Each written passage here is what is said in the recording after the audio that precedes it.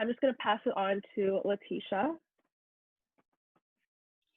Hello everyone, my name is Letitia Diaz-Sened. I'm the Francophone Communication and Chapter Representative for this year. I would like to thank everybody who joined us today for this first edition of the Pre-Law Expo. To get started, we have our admission presentation. Firstly, I'd like to introduce you to Assistant Dean students Maya Rimmon and current law student Carrie-Anne Cornwall from Osgood Hall Law School to shed light on the English common law admission process, whom will be speaking for the first half of this presentation. I'd like to also introduce you Ms. Anita Ball, who is the Assistant Dean from the University of Montreal, that will be shedding light on the civil law admission process, and she will be speaking for the second half of this presentation. Before we get started, I would like to say that if any Francophone or Anglophone students doesn't understand an information being shared by the admission representative, feel free to ask the clarification you need in the chat, and I'll be more than happy to clarify a point with you in your desired language. And also to be clear on a point that Jaisal mentioned earlier, nous allons enregistrer l'événement afin qu'il soit accessible sur notre site internet. Si vous n'êtes pas confortable à être enregistré, vous êtes les bienvenus pour éteindre votre caméra. I will pass the microphone to the Osgood Law School representative, Maya Rimmon and Carrie-Anne Cornwall. Thanks so much, Letitia, and it's really good to see how many people have joined us today. I'm going to get right to it. I'm going to take a few minutes to tell you a bit about applying to law school, particularly the common law law schools, of which there are many across the country, and give you some tips about the key elements of your application and some strategies to thinking through your application process. And then I'm going to pass it on to Carrie-Anne, who just finished first year at Osgood, and she'll be able to give you a few of her own thoughts and insights, considering she went through this process just 2 years ago. So I think I'll start by talking a bit about thinking through which law school you might want to apply to. As I said, we're very lucky in Canada. We have a lot of law schools, not as many as in the United States, and I actually think that that's an advantage because having too many to choose from can be a bit overwhelming. But across the country, we have excellent common law programs, and really, and I say this even though I'm representing Osgood, all of the law schools in Canada are excellent, and you will not go wrong with whatever law school you end up choosing. We don't have a very tiered system in this country, and all of the law schools are really, really good, but some have certain specialties, or they may have courses or faculty or certain special programs that might be distinct because of the history of the law school or the area of specialty of the faculty or the geographic location. And so those are factors that you may want to take into consideration when choosing which law school to apply to. For example, if you are very, very interested in Indigenous studies, the University of Victoria Faculty of Law out in Victoria, BC, now has a dual program that's a JD and a law degree in Indigenous laws and legal traditions. So that may be something that really appeals to you. And so that may be a type of program that you'd be interested in. At Osgood, one of our great strengths is our experiential education programs. We have clinical hands-on learning programs in 18 different areas of law. So over the course of your traditional 3-year JD program, you will have the opportunity to do a term or spend a certain amount of credits focusing in on a particular type of clinical work in things like law and technology or criminal law or feminist advocacy. We have a whole range, anti-discrimination. And so that might make Osgood interesting to you. Another thing you may want to think about is where you will have a good chance of getting in. I'm going to be real with you that getting into law school is a competitive process. Every year, the admissions committee for sure gets way more applications than they have seats available. At Osgoode, we typically get about 26 to 2,700 applications for about 290 seats. And so it can be hard, depending on the law school that you're applying to get in. And so you may also want to think about applying to law schools where you, based on your application package, which includes your LSAT score and your GPA, where you would be competitive and have a decent opportunity to be admitted. So those are just some of the factors that you might want to think about when applying.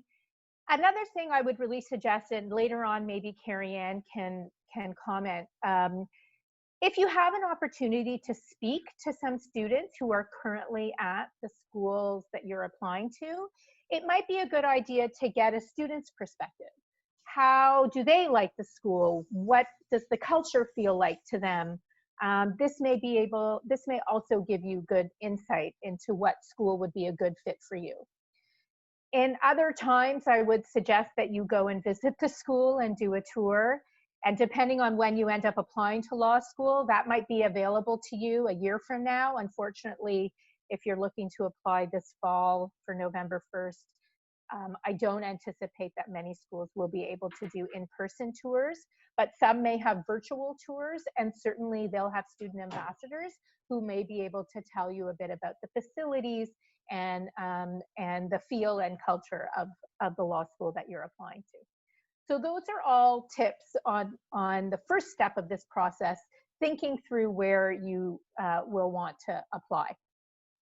The next tip I'm going to give is to suggest that you be organized in thinking through the timelines and steps that you need to take to apply. In Ontario, we have a common application deadline, all of the law schools, of November 1st for entry the following September. That's a long time before, so it means that you need to start thinking through all of the components of your application well in advance to make sure that you have everything ready to submit by November 1st. Other law schools across the country and outside of Ontario will have different application deadlines, so you'll need to check their websites and their information for where their deadlines are. And I will say that a common practice amongst the schools is that they won't look at your application until it is complete. That is, all of the components are in there. So let's say you are writing, you're planning to write the LSAT in November or in January. Your application to Osgoode is due on November 1st, but it will be held until we get your first LSAT score. If you're writing an LSAT, if you've written an LSAT but you plan to write again, we generally get that information from the Law School Admission Council, the organization that administers the LSAT. And so we'll know, we could take a first look at your application, but we will likely wait to make a decision until we get that future LSAT score. Okay, so make a schedule, make sure that you keep to it. When you're asking reference letters from your referees, give them ample time to get those for you. I would suggest at least 2 months in advance you should be asking for your reference letters. Referees are often busy, they're teachers, the school year starts in September, so they're underway with their courses at that time. They may be writing quite a number of reference letters for different people, and so just to be respectful of their time, you should ask for the reference letter at least 2 months in advance, if at all possible. Of course, we know that the submission of the reference letter is outside of your control, and we would not hold it against you if the reference letter comes in a bit after the application deadline, but it does mean that we can't consider your application until we get the required number of reference letters to make your application complete. Okay, so I've sort of hinted at some of the components of an application. Let me go into those in a little bit more detail. I will talk, generally, most law schools have, common law schools across the country have roughly the same key application materials. It may vary a little bit from school to school. I'll talk primarily about the Ontario law schools. We all have mostly common application components. So the obvious ones, and the ones that unfortunately I think stress applicants out the most, are the LSAT and your grade point average from your undergraduate program. We all do require an LSAT score in the English-speaking common law programs. It is a reliable predictor of performance in the first year of law school, and it is a common denominator across all applicants. That's the reason why law schools use the LSAT. Depending on the school, the competitive LSAT score may vary. You should check the websites for each school. They will usually, in their application materials, tell you what the mean or median or competitive LSAT score is for their program. At Osgoode, a competitive LSAT score is around a 161 or around the 80th percentile. The next factor, of course, is your undergraduate grade point average. At Osgoode, we take your cumulative grade point average. So we look at all your 3 or 4 years of undergrad. Other schools may consider your best 2 years. So you can look, again, at individual schools' websites to find out what they're going to be looking for. If you have pursued master's or graduate work, we definitely look at those transcripts and those grades, but they are not drawn into the grade point average. They are kept separate. Every school has different measures for competitive grade point averages. Ours at Osgoode, on a 4-point scale, we're looking for about a 3.75 to be highly competitive. But let me give you this caveat with regard to the scores, LSAT and cumulative grade point average together.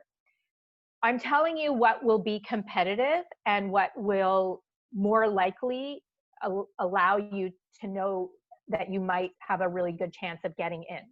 That being said, if you fall below those lines on either the LSAT, the GPA, or both, it's not a game changer necessarily. It doesn't mean that you don't have a chance, because the other factors that I'm going to talk about play as large a role as those scores. And so there may be other factors in your application package that compensate or explain why your LSAT score might not be at a competitive level as we'd expect to see. Similarly for your grade point average. So, you know, don't think all is lost if you haven't quite reached those benchmarks, because there are other factors that we consider. Still, do your best and make your strongest effort to get the best scores you can possible, so that you improve your chances. The next key component to an application is your personal statement. Almost every law school asks for a personal statement, but they can come in differing formats. Some of them are very open-ended. Some, like at Osgoode, ask you targeted questions to answer. Some have mandatory sections and some have optional sections. Make sure that you read the instructions for each one very carefully, because how you answer and write out your personal statement is also a demonstration of your conscientiousness in taking into account what the law school is looking for. So be careful about that. Most personal statements are asking you about your past experiences and what motivates you to go to law school. I would say that's probably a common theme. And the best piece of advice I have here is probably this. Personal statements are called personal for a reason. We're really looking to get an insight into who you are and what motivates you to go to law school, and what do you think that you can contribute both to the law school community and to the legal profession generally? And there's no right answer, because you're unique and your personal life experience is yours alone. And I can tell you, and I've read hundreds and hundreds of applications, I am far more moved by someone who is genuine and personal in their personal statement than someone who writes what they think we want to hear. And using a lot of legalese and technical language, it doesn't impress us. I really think that what impresses us is a window into who you are as a person. I will say, and I hope Carrie Ann doesn't mind me saying so, I remember Carrie Ann's personal statement. It stood out to me at the time, and maybe she'll speak to it when she talks, as being very personal, but very smart and insightful. And I understood exactly why she wanted to come to law school. And I understood exactly where she was coming from. And it was great. And it really rounded out her application. So take a lot of time and care. The other thing I would say is get people to proofread it for you if at all possible.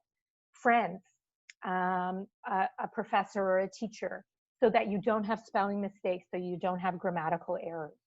A lot of the personal statements are word or character limited, so make sure that you keep to those limits. At Osgoode, we offer an optional statement, and some other schools will have access categories or places where you can talk about unique characteristics that you have that is important to provide us context for your application. So at Osgoode, our questions are, what extracurricular activities and other activities have you done that prepare you for law school? And why do you want to go to law school, and why do you want to come to Osgoode? Those are our two mandatory questions. Then we have an optional question that invites you to tell us about any unique life experience, any social barriers that you've had to overcome, any unique personal experiences that you've had, work experiences that stand outside the general that you want to tell us about. That's an optional section, and it allows you to expand upon perhaps some of the challenges you've faced in your life and have had to overcome. If you have had a rough LSAT journey, or your GPA was off by a year or two because of something that happened in your life during your undergrad, that's your opportunity to explain to us what that was, to tell us how you're dealing with it and how you're going to manage it when you come to law school, and to give context for the rest of your application. So I hope I've made clear how important the personal statement is. In Ontario, we then have a piece called a biographical sketch, where it's basically like writing out your curriculum vitae or your resume. So we invite you to tell us about your full-time work experience, your part-time work experience, your extracurricular activities, your volunteer activities, any prizes or awards you've received. And if you only are able to answer or fit into some of those categories, that's totally fine. We just are interested to know what you're interested in and what you're up to. And if in schools outside of Ontario, they will often invite you to provide your actual CV or resume. Work experience is important if you have it, and if you don't, that's okay too. But describe your work experience, and let me tell you, it absolutely does not, nor is it expected to be in law or anything tangential to law. If you've been, let's say, an employee for 5 years at a fast food restaurant, that's actually amazing. It shows your commitment, that you have stick-with-itness, that you stayed at the same job for 5 years. And perhaps you moved up and you were promoted in that position to become like a shift manager. That's excellent life experience and has a lot of transferable skills that come to law, and in fact, even to the practice of law. So don't discount any type of employment. It all, I assure you, will have some relevant and transferable appeal to your law school application. In some instances, you may want to provide addendums or additional documentation For example, if you are a student that is differently abled and you've been accommodated during your undergrad and you expect that you might need accommodation during law school, and it might explain some rough patches in your academic history, you may wish to provide some backup documentation that describes your disability to the admissions committee to further give context to your application. So those are the key components. I want to say a few things, and I expect that these will be questions that come up in the chat. So I just want to take a minute to say that you are all coming from, I'm sure, interesting educational backgrounds, whether it's at many universities across the country and in many, many different academic programs. I would say that for the majority of the common law Canadian law schools, it does not matter which undergraduate institution you went to or which undergraduate program you went to. I can at least say at Osgoode, we value all types of disciplines. They all bring different skills and experiences to you, and then you bring that to the law school classroom.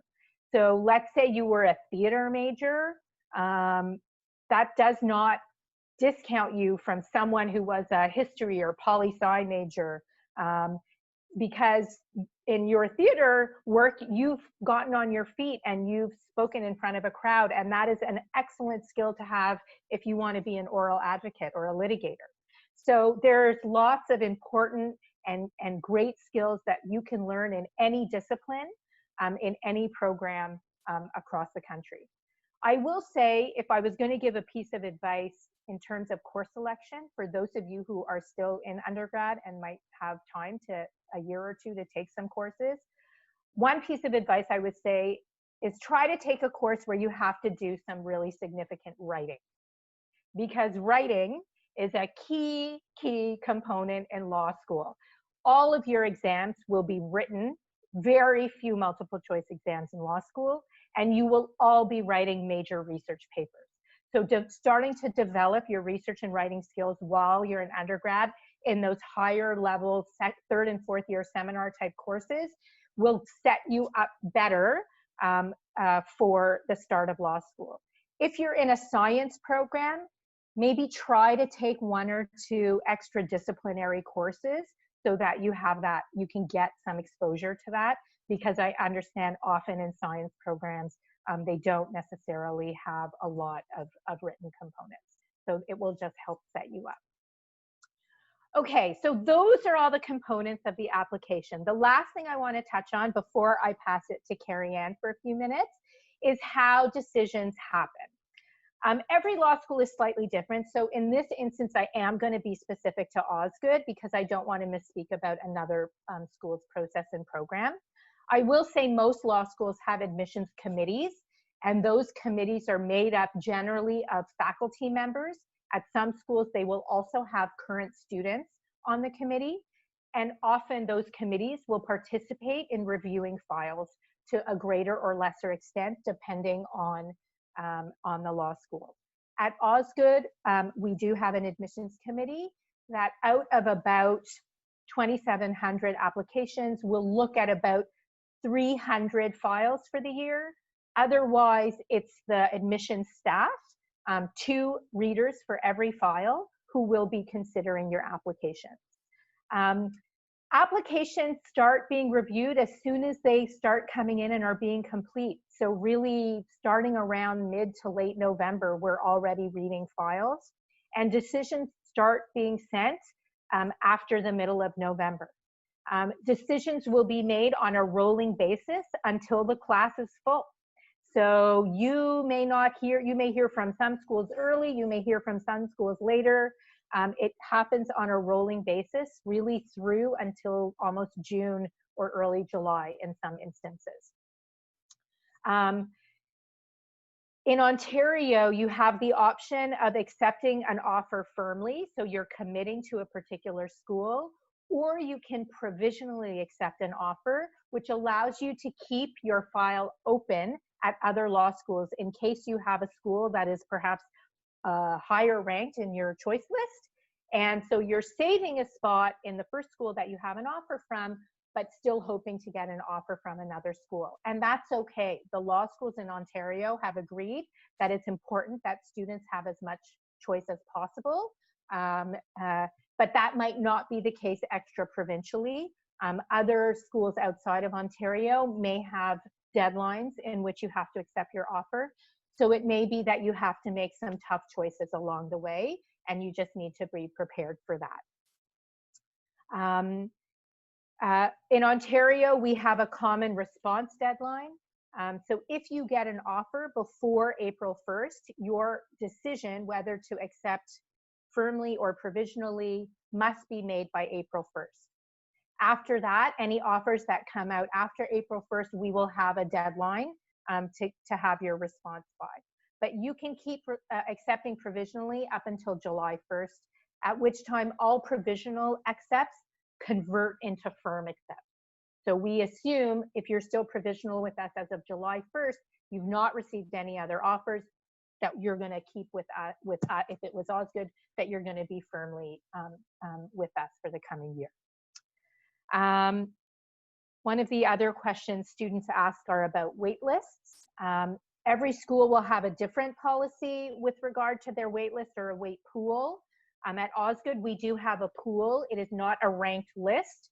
And as the class becomes full or people drop out or don't accept our offer, we absolutely go into the wait pool and find applicants who we want to pull out to make an offer to. I can tell you that we made 2 offers this past week. So like I said, things can still happen over the summer. So that's what happens with a wait list or a wait pool. So I hope in these 20 minutes that I've given you a bit of an overview of how the admissions process works and the key components to it. I may have missed out on some things, and I'm happy to answer any questions you have at the end of our hour. But I want to turn it over now to Carrie Ann so she can describe a little bit her own experience in the application process, and I'm sure she'll have some great tips for you as well.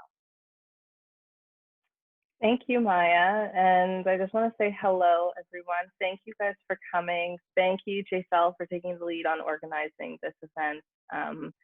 My name is Carrie. I am going into my 2nd year at Osgood Hall Law School. I am also an executive member at BLSA Canada. So it's great to be invited to speak in this capacity. I'm originally from Guelph, Ontario. It's where I did my BA and my MA. And my parents are from Grenada, a little island in the Caribbean. In fact, my whole family is from there. Anybody that is in my family has moved from Grenada to either Canada or wherever else in the world we have gone. I think it's important for me to note that because my family, it's very much an immigrant experience. Don't have a lot of formal education here in this country. So I didn't have those connections going into my law school application or the application process. I didn't know much about what I was doing except for the fact that I wanted to go to law school. I didn't know any lawyers. As I said, no familial connections and really no insights into the process. So there's certainly some things that felt like a more individualized process for me. And I have to say, I didn't go to any kind of event like this. And I wish I had. I wish I'd known about these things at the time of applying. But it was quite an individualized experience. I knew that I wanted to stay in Ontario. So I only applied to Ontario schools. I didn't think too deeply about that. It's really just that I didn't want to move to another province. And I'll speak on that a little bit more because I think that it is something to think about. Maya did speak on this earlier about, geographically where you might want to be. And, that's something to think about, where you may want to work in the future might influence where you want to apply. I wasn't thinking about these things because I didn't really know to think about these things at the time. But really for me, I just thought I wanted to stay in the province. So I'm only going to apply to schools in Ontario. I did look into pretty much all of the programs for the schools that I applied. I didn't pay too much attention to courses because I just assumed that most schools, and I mean, of course, through reviewing, it's clear that most schools have the same core courses at the very least. But that wasn't something that was kind of drawing me to programs. When it came to Osgoode, I was very, very interested in the experiential learning opportunities. As Maya talked about earlier, Osgoode is known for the clinical programs. They're intensives where you can get out of the classroom and do some kind of internship or a work placement. And that's something that I really wanted to take part in, and I loved the opportunities that were available at Osgoode. So that's what made Osgoode my #1 choice, and was really kind of motivating the different, or my intentions as to what schools I wanted to apply to. Is really looking for those experiences. Also, I was interested in exchange opportunities. When I did my MA, I was in Tunisia for 4 months, which was an awesome experience. And if I could have done something like that again, I really wanted to do that. So I was looking at those types of opportunities that would take me outside of the country for a semester or something like that. Yeah, so that was what was really motivating my process. And for me, that's what made Osgoode my #1 choice. As for the application itself, yes, the cover letter or the personal statement is definitely something that I believe needed to be really strong. I think with LSAT and with the LSAT scores and with the GPA, I imagine, and you know, Maya or anybody else could correct me if I'm wrong, but I imagine a lot of the scores are generally the same. I imagine a lot of the grades are kind of in the same range. And I was thinking, and it was also, you know, advised to me by a professor I was speaking to, that I should, you know, think about really making a strong personal statement. And it's true, it is a personal statement. You want to take this opportunity to tell a narrative about yourself. You want to tell your story and say it in your way. So when people are looking at your application, you know, they already have an idea of who they are, and they are looking at you through a lens that you've created. They're not making they're not making their own assumptions. You want it to be impactful. You don't have a lot of room. I believe it was 900 words. I don't think it was, maybe 1,000 or so. I mean, it's quite short. And when you want to tell a narrative and really build that story, it's not a lot of space. You will find really quickly that the space runs out quite fast. So you want to be concise, and you want to be very clear. And you need to have it edited. My best friend, we did our MA together. She was doing her PhD. I sent my cover letter to her. And then also one of my referees, I sent it to him as well. Personal statement, sorry. And when I sent it to my friend, I would just say, don't be too, don't feel bad if somebody like heavily edits your work. I think it's a good thing because they care, they want it to be strong. And when I gave my friend my personal statement, I wrote one, and she was like, you know what, I'm not feeling this. And I have to say, I was just Googling to see what I should be writing about for the personal statement. And it really wasn't that personal. So I started from scratch and, you know, just talked about my own personal experiences of growing up as one of the very few Black girls, Black children in Guelph at school, and like kind of the process that I went through, but learning even my own history in Guelph and Black history in Guelph. And that was pretty much the focus of my personal statement. And my friend loved it. Then I sent it to my professor, and he edited it for me as well to ensure that it was a clearly written statement. So I really appreciated their assistance, and I would strongly encourage that you get strong writers to review your work, and don't feel too married to what you wrote. Definitely be open to changes. And then I believe I guess it was the beginning of February when I was accepted to Osgoode, and I have to say, I was just jumping up and down. I was so happy, and I want all of you to have that same feeling. It is so amazing to get that email that that says that, you know, congratulations, you are accepted. And when you get that email, I want you to keep that feeling throughout your time at law school. Remember why it is you came and why you are taking this journey, because at times it's going to be difficult, of course, but it will absolutely be worth it. So a few of the tips that I want to share with you, just from my own experience, is first of all, keep doing what you're doing. As I said, I wish I went to something like this. I think that it's great that you're here. Continue to stay engaged, either with BLSA Canada or any other opportunities that law schools might be putting on. Definitely take advantage of those learning opportunities. Maya said this earlier as well, but do not feel any way about reaching out to students. You can reach out to me, you can reach out to anybody on the BLSA Canada executive, and even the BLSA chapters at any schools that you're looking to apply to. Definitely feel free to reach out to them, send them emails.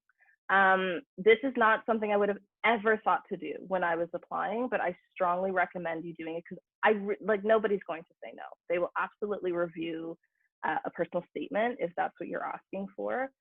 There's a vested interest to getting law students into school, so absolutely don't hesitate. Again, as I said earlier, make sure that you get your personal statement edited by somebody that you trust, by someone that will be honest.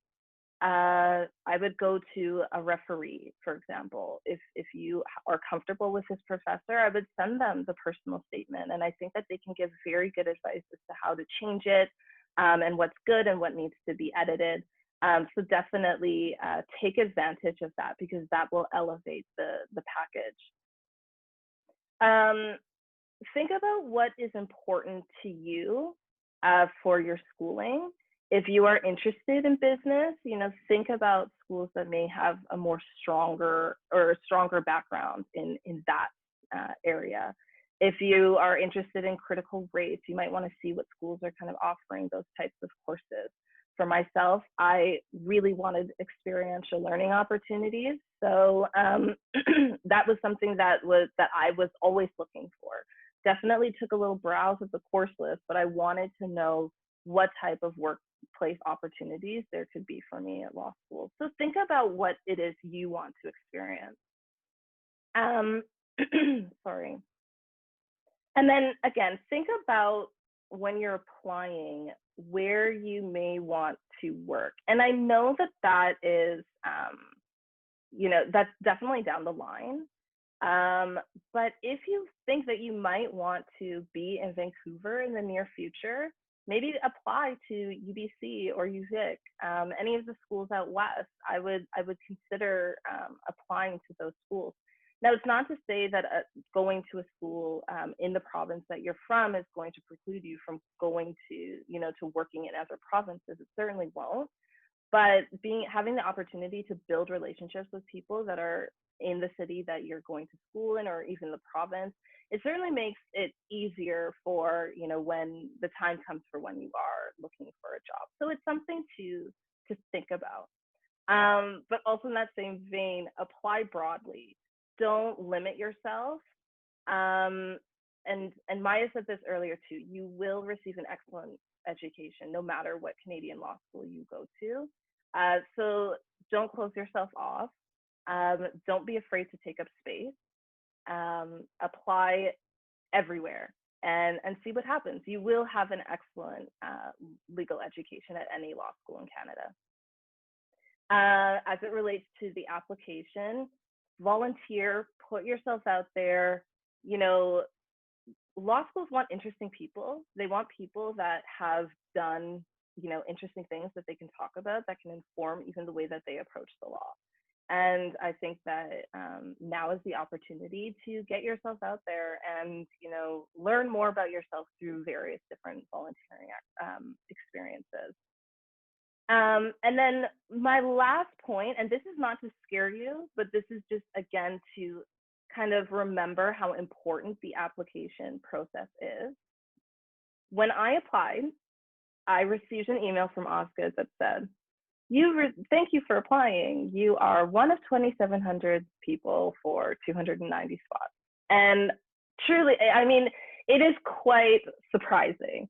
And you're going to get those emails from every school that you apply to. There are a lot of people applying to law school, and there are few spots. So again, not to scare you, but just it's really to motivate you, because now is the time that you can start putting in the work. You know, treat this as a final project. It's, you know, worth 100% of your grade. Do what you have to do, like put in the work in the personal statement, for your LSAT studying, for the grades if you still have time to in your undergraduate courses. Think about what will make you stand out. Think about how you can differentiate yourself and really hone in on your strengths. And yeah, as I said, you know, it's going to be a competitive process. It certainly is. But you have an opportunity now to start reaching out to people, to learn more about the schools that you're applying to hear about different experiences from other students, and to think about ways that you can strengthen your application. And I definitely encourage you to do all of those things, and so you can have the best application, and obviously, you know, help your chances of getting into law school.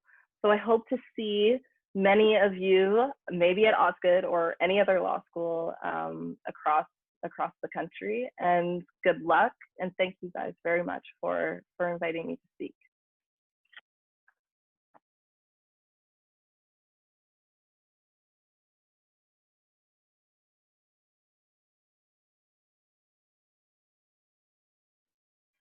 Okay, so we will now let Dean Ul and Miss Aminata Ball speak for the admission process at University of Montreal.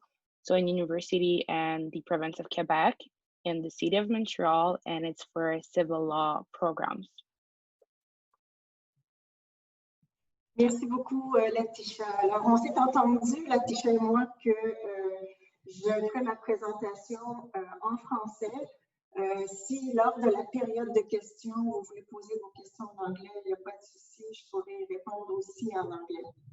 Alors, pour le processus d'admission à la faculté de droit de l'Université de Montréal, c'est très simple. Toutes les facultés de droit civil ont le même système, c'est-à-dire que c'est la cote R qui prévaut.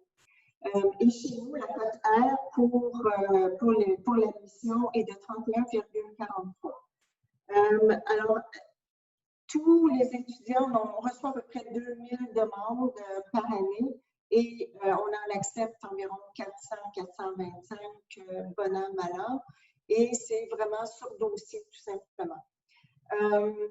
Il n'y a pas, donc chez nous, on n'a donc pas un système comme à Osgoode ou dans les autres facultés de common law. Et on y a pensé, mais finalement, on a décidé de ne pas le faire pour le moment, d'aller sur un système d'admission, d'une part parce qu'on a beaucoup d'étudiants qui viennent du cégep chez nous. Alors, l'âge de nos étudiants est moins élevé que dans les facultés de common law de manière générale. Il y a au moins 50% des étudiants qui viennent du cégep et à peu près 50% qui ont fait une année ou deux à l'université ou quelquefois un programme de baccalauréat complet. Mais ce sont deux groupes distincts au niveau de l'admission. On commence par une admission pour les étudiants de l'université, on va aux étudiants de cégep et on s'organise pour que ce soit à peu près 50-50% dans les deux groupes de personnes d'admission. Alors, donc, c'est un système qui est très simple et l'idée, c'est de vraiment aller chercher les étudiants qui réussissent le mieux dans leurs études au niveau du cégep et de l'université. Parce qu'on a quand même un programme qui est assez exigeant pour la première année quand même. Je vais vous expliquer la première année chez nous, puis un peu plus comment on fonctionne au niveau du programme.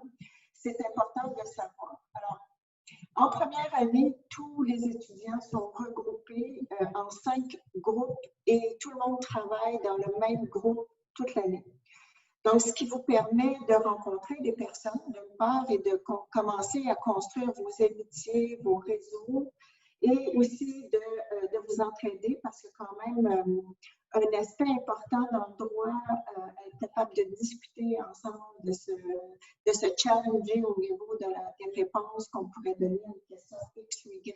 Et tout ça aide énormément à la formation en droit, toutes les possibilités d'argumentation que vous aurez durant le bac vont vous aider à construire cet esprit juridique.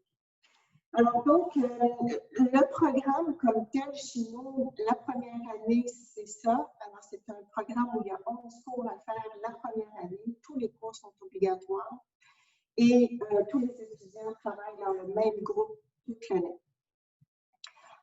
En deuxième et en troisième année, vous pouvez commencer à faire des cours au choix et là, commencer à penser à ce que vous voulez faire dans l'avenir, que ce soit du droit des affaires, du droit sur l'intelligence artificielle, le droit de l'immigration aussi. Ça, c'est 3 domaines qui sont quand même très bien développés chez nous. Et à ce moment-là, donc, vous pouvez faire des cours spécialisés qui pourront vous amener en troisième année à faire des activités pratiques dans ces champs d'études. Donc, on a beaucoup développé les cliniques juridiques chez nous depuis 5 ou 6 ans. Et en gros, on a une clinique juridique sur l'immigration, les professionnels immigrants. C'est moi qui s'en charge avec une autre personne qui est maintenant la directrice générale de toutes les cliniques. Et donc, en passant, c'est mon domaine de spécialité, le droit à l'immigration. Ensuite, on a une clinique sur la propriété intellectuelle où on discute beaucoup des questions relatives à l'intelligence artificielle, qui est un autre pôle très important chez nous. On travaille là-dessus depuis 30 ans. On a tout le pôle de la cyberjustice qu'on appelle, avec un laboratoire de cyberjustice qui est unique, ou a été très longtemps unique au Canada. C'est ce qui fait que ce laboratoire de cyberjustice est maintenant en avance sur tout le monde pour ce qui est de la réforme des tribunaux, entre autres, et du fonctionnement des tribunaux. Alors, avec la COVID, par exemple, tout le travail qui a été fait avec nos chercheurs et les tribunaux du Québec sont maintenant très payants dans ce sens où les tribunaux sont préparés à cette idée d'avoir des systèmes judiciaires soit sans papier, électronique, avec des audiences à distance, etc. Et tous nos étudiants, dès le baccalauréat, peuvent être intégrés à ces réseaux de recherche. Alors ça, c'en est un, le réseau de recherche sur la cyberjustice, le réseau de recherche sur l'immigration, ça c'est le mien. Et le groupe de recherche que j'ai formé s'appelle Paprika, donc c'est un groupe de recherche qui s'intéresse notamment aux professionnels formés à l'étranger et leur intégration dans les systèmes professionnels du Québec. Donc, par exemple, un avocat qui a été formé en France ou au Bénin, quelles sont les règles qu'il doit satisfaire pour pouvoir s'intégrer à l'ordre au barreau du Québec. Alors, ça, c'est une chose. Il y a au niveau un autre aspect très important de ce qu'on fait à la faculté de droit, c'est tout le travail sur la réforme des systèmes juridiques. Et on a développé un institut de recherche sur la réforme du droit et de la justice qui travaille étroitement avec le ministère de la Justice québécois et fédéral. Parce que ce qu'il faut savoir en ce moment, c'est que tous nos systèmes juridiques, pour la plupart, ont été créés durant le début de l'État-providence dans les années 60-70. Et maintenant, ils ont vieilli, ils ont besoin d'être réformés. Donc, cet institut travaille sur ces questions-là. Enfin, je vous dirais que oui, on a une clinique juridique sur l'environnement et on travaille pour veiller à ce que la faculté devienne une faculté mission zéro d'ici une dizaine d'années ou plus tard. Et aussi une clinique juridique sur la propriété intellectuelle qui s'intéresse particulièrement à la question de la protection des données personnelles. Vous vous souviendrez, par exemple, au Québec, il y a eu le vol des données avec Desjardins, la Caisse Desjardins. Et toute la question s'est posée à ce moment-là, est-ce qu'on change tout le système d'identification des personnes par le numéro d'assurance sociale? Est-ce qu'on change tout ça comme formule d'identification de base des individus? C'est des gros systèmes à changer. faut beaucoup de réflexion, on a besoin de beaucoup de monde. Et donc, on a des grandes équipes de recherche qui s'intéressent à tout ça. Alors, je vous parle beaucoup du programme comme tel parce que, pour revenir à la question de la mission, c'est tellement simple chez nous que il y a pas vraiment, il y a peu à dire sur ça. Donc, ce qui importe de savoir, c'est est-ce que vous voulez, si vous voulez faire du droit civil, aller à la faculté de droit de l'Université de Montréal, Laval, l'UQAM, l'Université d'Ottawa ou encore à McGill. Alors, je vous donne les grandes distinctions à ce niveau-là. À McGill, leur perspective, elle est vraiment unique au Canada, c'est-à-dire qu'ils enseignent le droit de manière transsystémique, qu'ils appellent. Alors, ça veut dire qu'ils étudient le droit civil et la common law ensemble dans les cours de première, deuxième et troisième année au baccalauréat, alors que chez nous, on a gardé le système séparé parce qu'on croit vraiment très fermement qu'il faut d'abord être capable de dessiner avant de devenir un Picasso.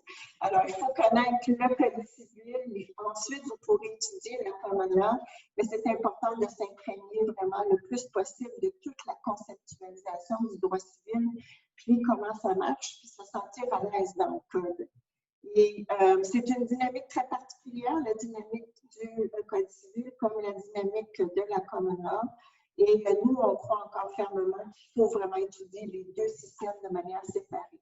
Sachez que chez nous, vous pourrez faire à la fin de votre baccalauréat ce qu'on appelle un GD, qui est une maîtrise d'une année, pour pouvoir accéder au barreau des autres provinces si vous souhaitez aller dans cette direction.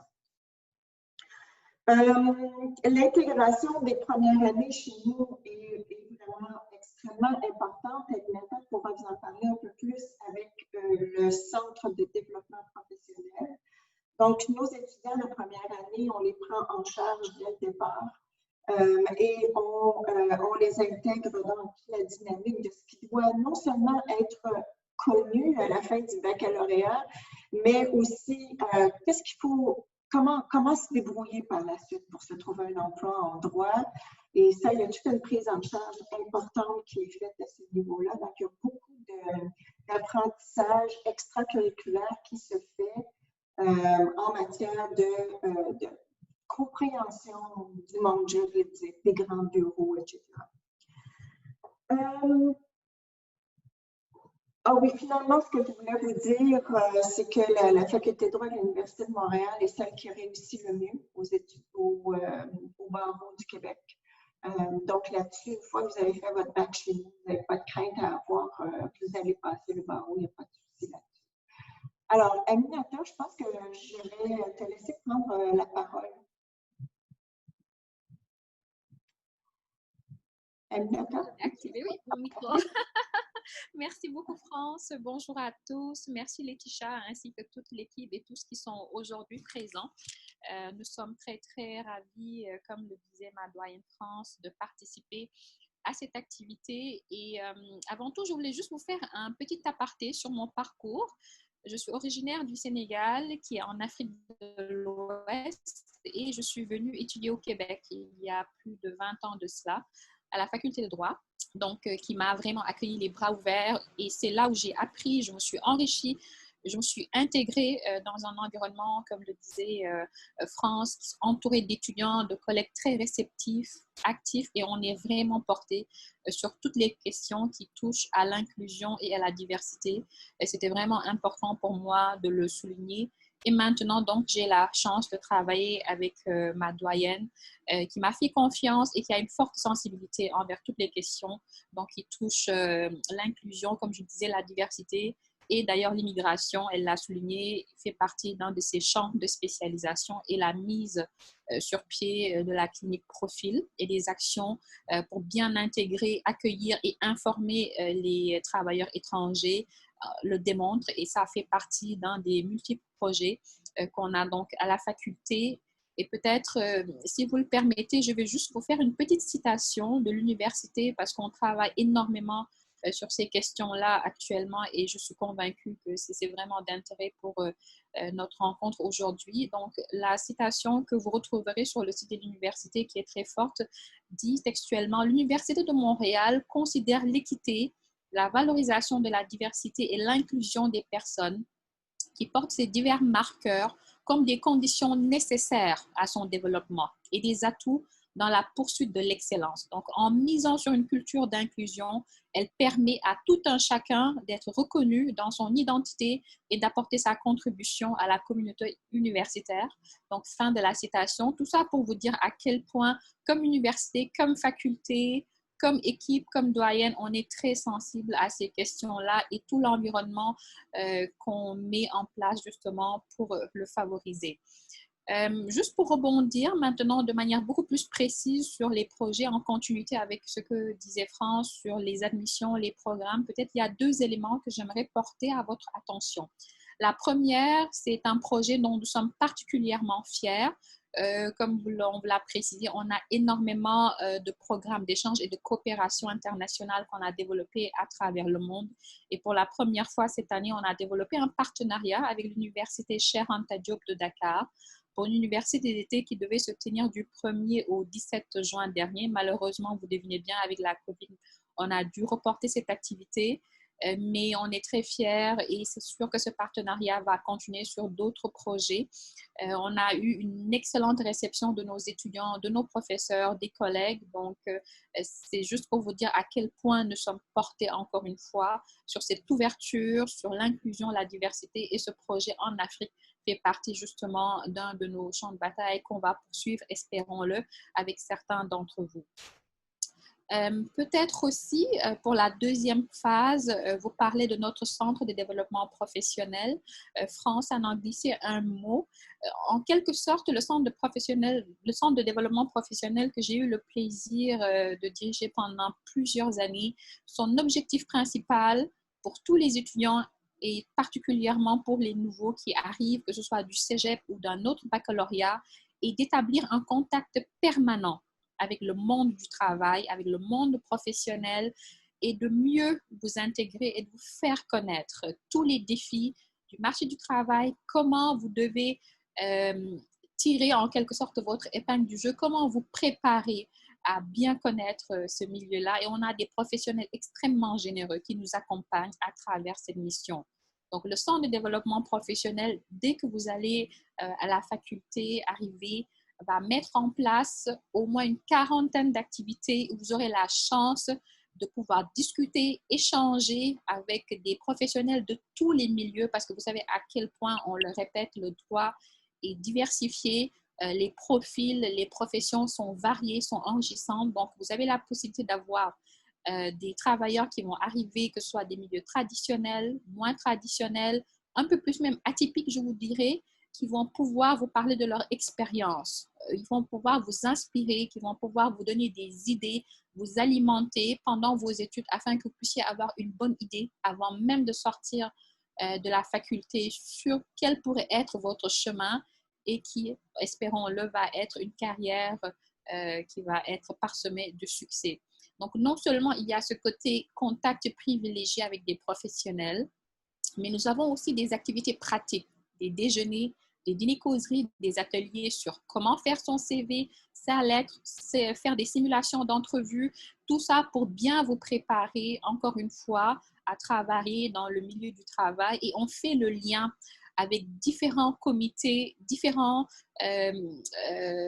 membres, comme par exemple, je pensais à Maître Pelletier qui s'occupe du barreau de toute la question qui touche la diversité. On a des comités internes, le comité des étudiants noirs de la faculté de droit. Donc, on a des activités qui sont organisées en collaboration avec eux. On fait appel aussi à des professionnels qui font partie, qui sont issus de la diversité, qui vont venir vous parler de leur expérience. Et je trouve que franchement, ce sont des activités qu'on privilégie, qui sont extrêmement appréciées, qui sont très, très enrichissantes.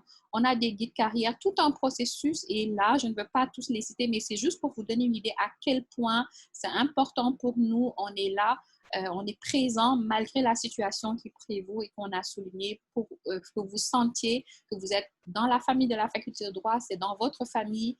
Et nous serons très heureux de vous accueillir. Donc, merci beaucoup à tous.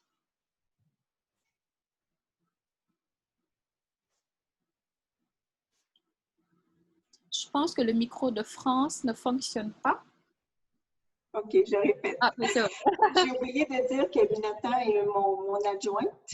Donc, elle a le titre d'adjointe à la doyenne. Donc c'est mon bras droit.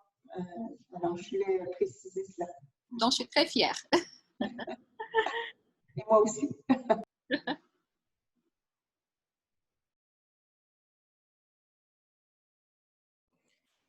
Ben, merci beaucoup, doyenne Hull et Madame Ball, au fond de nous avoir donné de votre temps et d'être présent avec nous aujourd'hui dans notre première édition de Expo Prix Droit.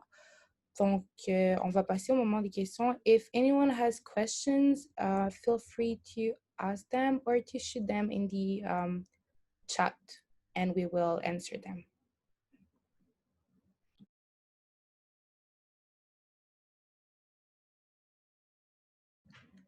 Okay, so the first questions from, sorry if I pronounce your name wrong, Oluwatobi Falana. I have two questions about the LSAT. How many times are you allowed to write it? And if you were to write it more than once, do law schools take the highest score or are they divided? Sure.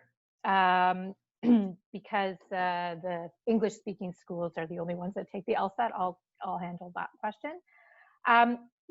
With the move to more writing times in the year, it used to be that the LSAT only sat 4 times a year, and about a year and a half ago, LSAC, the Law School Admission Council, who organizes and administers the LSAT, moved to a different model where there are I think upwards of 8 sittings a year now. We don't have really an upper limit. You can write it, but we will not take scores older than 5 years old. So we are looking for recent scores. The majority of schools in Canada take your highest score. There may be a few that will take your average. So check the admissions site of the schools that you're interested in applying to. And it's not that we take your latest one, we'll take your highest one.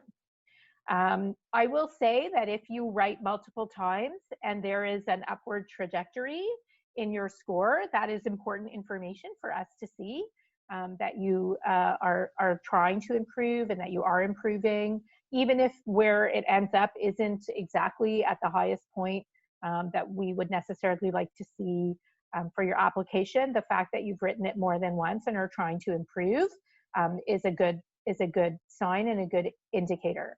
So I think that answers the question. Oh, someone is asking for us to reintroduce. Sure. I'm Maya Ramon. I'm the Assistant Dean Students at Osgoode Hall Law School. My name is Carrie. I'm a student at Osgoode Hall Law School.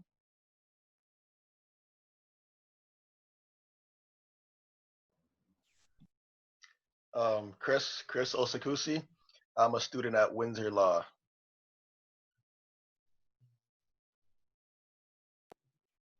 Je suis France Poul, la doyenne de la faculté de droit de l'Université de Montréal.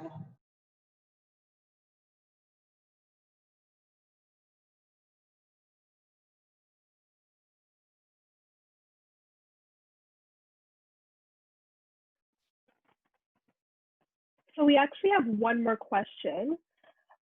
Someone asked, if you have 2 undergrad degrees, which ones do they consider for GPA? The latest one or the first one or both? On the common law side, in Ontario, both. All of your undergraduate grades would be combined together to come up with a cumulative grade point average. I'm not sure if it's different in Quebec. No, it's the same thing. It's the same thing. We take both into consideration. So if you feel that you're not at all in the right program, stop, do something else, because it will harm you in the future in terms of your grades and the GPA.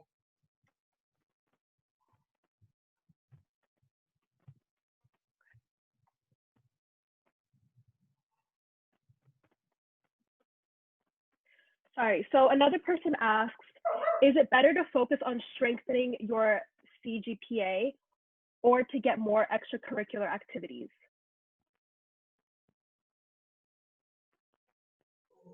France, do you want to answer this one first, and then I can give my... Well, for us, it's not relevant because it's only the GPA that counts. So we don't have an admission process as they have in the common law schools. I would say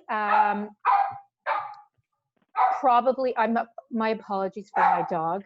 I'm completely embarrassed that my dog is barking her head off right now. My feeling is it's probably more important to work on your grade point average. I think trying to get meaningful, maybe 1 or 2 meaningful extracurriculars that you can sustain and that you are deeply involved with is better than putting your name down on 10 different clubs just for the sake of being able to list 10 different clubs. That's not what I think we want to see. So if you had to choose, I would say focus on 1 or 2 extracurriculars that you really feel committed and connected to, and then direct your time to your academic. If I just can add something that I forgot to say, and it's that we have a revision procedure that is possible. So if you feel that your GPA doesn't represent who you are, you can always, at the end of the process, make a revision, ask for a revision of your admission. And then in that revision, you'll be able to point out what you've done in the past and what are the reasons why, for example, your GPA is not as high as it should be, and that it does not represent what you are capable of doing, and also highlight all the experiences that you have in life. But of course, it happens at the end of the process. So if we already filled in all the spots available for that year, then it may end up being disregarded for that reason.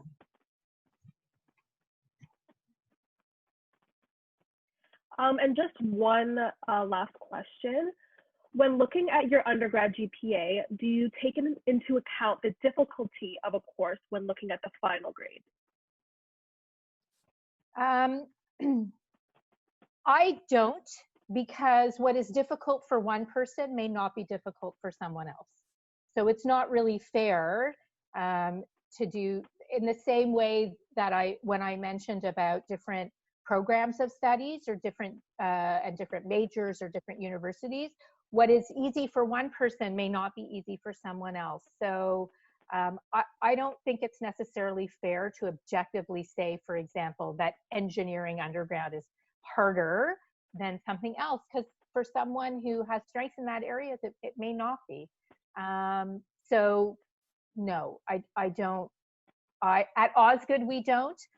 I think that some other schools may take that into account, but we don't at Osgoode.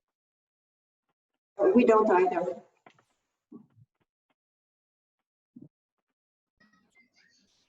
Okay, so I would like to thank Ms. Maya Rimmon, Ms. Carrie-Anne Cornwall, Dean Franz Hull, and Assistant Dean Amina Tabal for their time and their information that they shared on the admission process. Sorry. Thank you for your time, and we will pass on the next panel. Chesa. So now for the Excellence in Equity panel, we'd like to introduce our amazing panelists. We have Anna Maria and Inaugural, Hudson Harding, Chantel Lafayette, Latoya Farrell, Chris Usikusi, and Kendra Wilson. So just a reminder that if anyone needs a translation or clarification in a specific language, please send a message in the chat bar function and Letitia will be more than happy to help.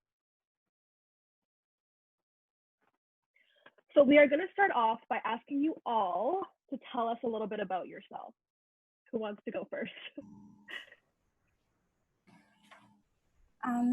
So my name is Kendra Wilson. I go to the University of Windsor Faculty of Law, and I'm a second-year law student.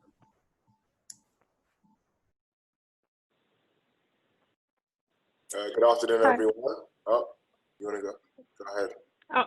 Oh, thank you. What a gentleman. I'm Chantal Lafayette. I'm a first-year lawyer, actually only 8 months into my practice in Montreal at Norton Rose Fulbright in the IP litigation group, intellectual property litigation group.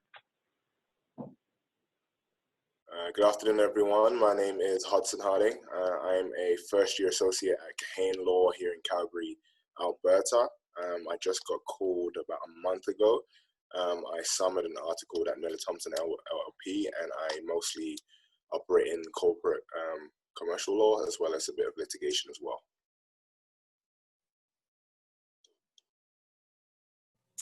Hi, everyone. My name is Latoya Farrell. I went to the University of Saskatchewan, their law school, and graduated in 2018. I articled with the BC Civil Liberties Association, and I'm currently working with them as staff counsel in the policy department, working on policy and law reform. The BCCLA is a nonprofit engaged in civil liberties and human rights law. And I'm glad to be here. Thanks. Hi, everyone. My name is Anna Maria Inaugural. I'm very glad to be here today. I'm a lawyer practicing in my now 8th year of practice. I went to McGill and I finished the dual civil and common law degree. After that, I did my articling by clerking at the Supreme Court of Canada for now Chief Justice Richard Wagner. And then I was practicing in commercial litigation in New York before coming back to Toronto, where I work currently. I'm currently a partner at Ruby Schiller and Inaugural Cgpa, a law firm that specializes in criminal defense and constitutional litigation. Okay, hi everyone. Also, good afternoon. Also, very excited to be here. My name is Chris Osekusi. I'm going into my year at Windsor Law, and just a couple of years ago, I was in your guys' shoes, so I'm excited to be here and to help answer some questions you guys may have.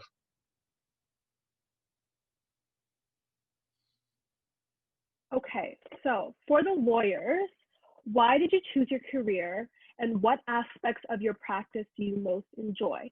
For the law students, what area of law do you hope to practice, or where do your interests lie right now? JSL, because there's so many of us, maybe do you want to just choose an Paul? Okay, do you want to go first? Are you Sure. okay to go first? Okay. I'll go first, sure. So I'm a practicing lawyer. Can you just remind me of the question again? Because there was a double-barreled question, I think. Yes. Why did you choose this career, and what aspects of your practice do you most enjoy? Okay, so I mean, there's a long version and a short version. To save time, I'll say the short version, but the long version I'm pretty sure you can find if you just Google my name. But the short version is essentially that I wanted to find a career that would allow me to make a difference in the community that I cared about. And after having done graduate work and working in international human rights work, I thought that law would be that area. I also really like the intellectual rigor of law and the precision that it brings to problem solving. I really enjoyed that. So I chose it because I thought it would be a path that would open up the possibility of making positive change in the world. That's essentially the Coles Notes version. And what aspect of my practice do I like the most? I really like all aspects of it. So from managing clients, developing trial strategy, building a business. I like the independence of having my own practice. I work primarily from home now because of COVID. And I like my colleagues, conferencing with my colleagues. I like practicing in the area of criminal defense because it has a lot of people who are incredibly passionate about the work that they do, who care deeply about the rights of the accused, and who are incredibly smart. And I love working with them. I love sharing their passion. And that's basically what the thing that I love the most about my area of law. Amazing. Okay, Latoya, would you like to go next? Sure. So Wow, why did I choose this career? So at the risk of sounding really cliche, I've wanted to be a lawyer since I was quite young. It's been kind of my trajectory most of my life, although I did take a very winding path to get here. I took 6 years off between my undergrad and law school, and traveled and worked and did a bunch of stuff. So while I knew I always wanted to get here, I did not take the quickest path here, which is, you know, just as interesting. I mean, in terms of my practice, I was really fortunate to be able to article with an organization like the BC Civil Liberties Association. And, you know, I think a lot of people, including myself, go to law school feeling as though they're going to be able to, you know, do things to change the way the law impacts particularly racialized and marginalized communities. And this is something I get to do every day right out of law school, which is really exciting. So I think some of my favorite parts is working with brilliant minds and colleagues that I have, being able to think outside of the box. I mean, part of the challenges of our job is not just looking at what the law says, but trying to expand it or change it or say this is where the law should move. And so being able to have time to think about those larger questions philosophically and sociologically and all of that kind of stuff. And then also another thing that I really appreciate about my work is going up. It can be frustrating and it can be demanding, but going up against government and challenging unconstitutional laws and trying to get to the table and have conversations around why certain bills shouldn't be implemented, or lobbying for change in different ways of executing policy is really exciting. It's kind of like the ultimate puzzle and the ultimate battle, which is also fun. So I think that those are probably some of the biggest things that I really enjoy about the area of law that I practice. Great, that's a great answer. Hudson? Yeah, so similar to Latoya, I always wanted to be a lawyer. This has been the goal from quite early on in life. So I essentially tailored my undergrad career and my education towards this goal. So from my first year in undergrad, I did focus on Gpa, as that's been mentioned. I knew I had to take the LSAT, so I was able to prepare and wrap my mind around that. Mainly wanted to become a lawyer just because I thought I'd be good at it. It kind of runs in the family. My father was a lawyer as well as his father as well, so it was something I kind of fell into without any pressure of any sort. So luckily, it just worked out for me in the end. But in terms of what I enjoy the most, I do like advocating. I love to make an argument, and I love to see that my argument wins. Most of the time, I think when you get into this career, you start to realize you're not going to win every time. And even though you think things are going your way, things might not go your way. But it's the process and the journey and that fulfillment that I enjoy. So that's a bit about why I chose the career and what I enjoy about it the most. That's great. Chantel? Hi, everyone. Well, I guess I'm the black sheep here because unlike Latoya and Hudson, I didn't necessarily go on a direct straight path into law. I was actually a scientist for a few years. I'm a big science nerd. And as much as I enjoyed research and working in a lab, at some point I realized it wasn't exactly what I wanted to do for the rest of my life. And I had some friends who along the way went off from science into law and were practicing in various areas of intellectual property law, and it sounded really interesting.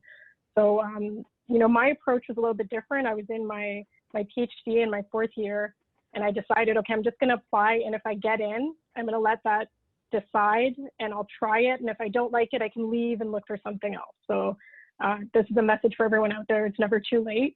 And I got in, and I had a decision to make, and I decided to wrap up my PhD very quickly. It was a hectic last year. I defended while I started my first year of law school at McGill. So it was a bit crazy, but I ended up loving it, and I'm really, really happy in what I do now. IP litigation is the perfect mixture of the nerdiness of science, but I get to work in teams, and I get to meet with experts and learn a lot of different things because you move from file to file where you might have to work on a mechanical patent, you might be involved in a trademark case, you might work on a copyright issue. So it really fills my need to learn a variety of different things and to be exposed to different things, but to also work with people. I love working with inventors, discussing the factual aspects of the case, especially the scientific parts. And I also always liked writing and presenting. So that works well for writing expert reports and pleadings and things like that. So yeah, I would say that I made a good choice. Sounds amazing. Kendra, would you like to go next? Hi, everyone. I was actually going to be a social worker, but living in the shelter and having to navigate the criminal justice system, I saw that knowledge was power and that I could assist through advocacy and stuff like that. I haven't really decided my area of focus. This summer, I spent doing civil litigation for the Department of Justice. And then I'm also doing criminal law research. So I'll be reflecting at the end of the summer. But I think what my favorite thing about law is that I just love crafting arguments, and I kind of like have this theme where I think I'm like the architect of case law. So that's been like really cool for me.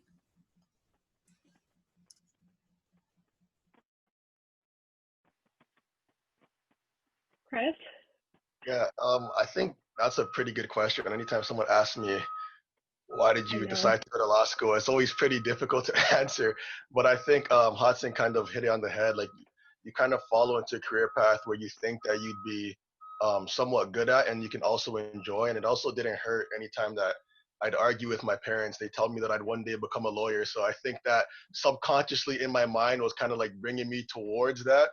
And I played football, and going to law school was never something I thought I was actually gonna do until I got to like my last year, where similar to Chantel, was more so, all right, let me apply, and if I get in, great. If I don't, like, it's there's other avenues I could follow. But I think I really think I did make the right decision, because once I got there and doing a lot of like the practical work in itself, I think that's what made me realize that I'm for sure in the right career path, because I actually enjoy doing my work.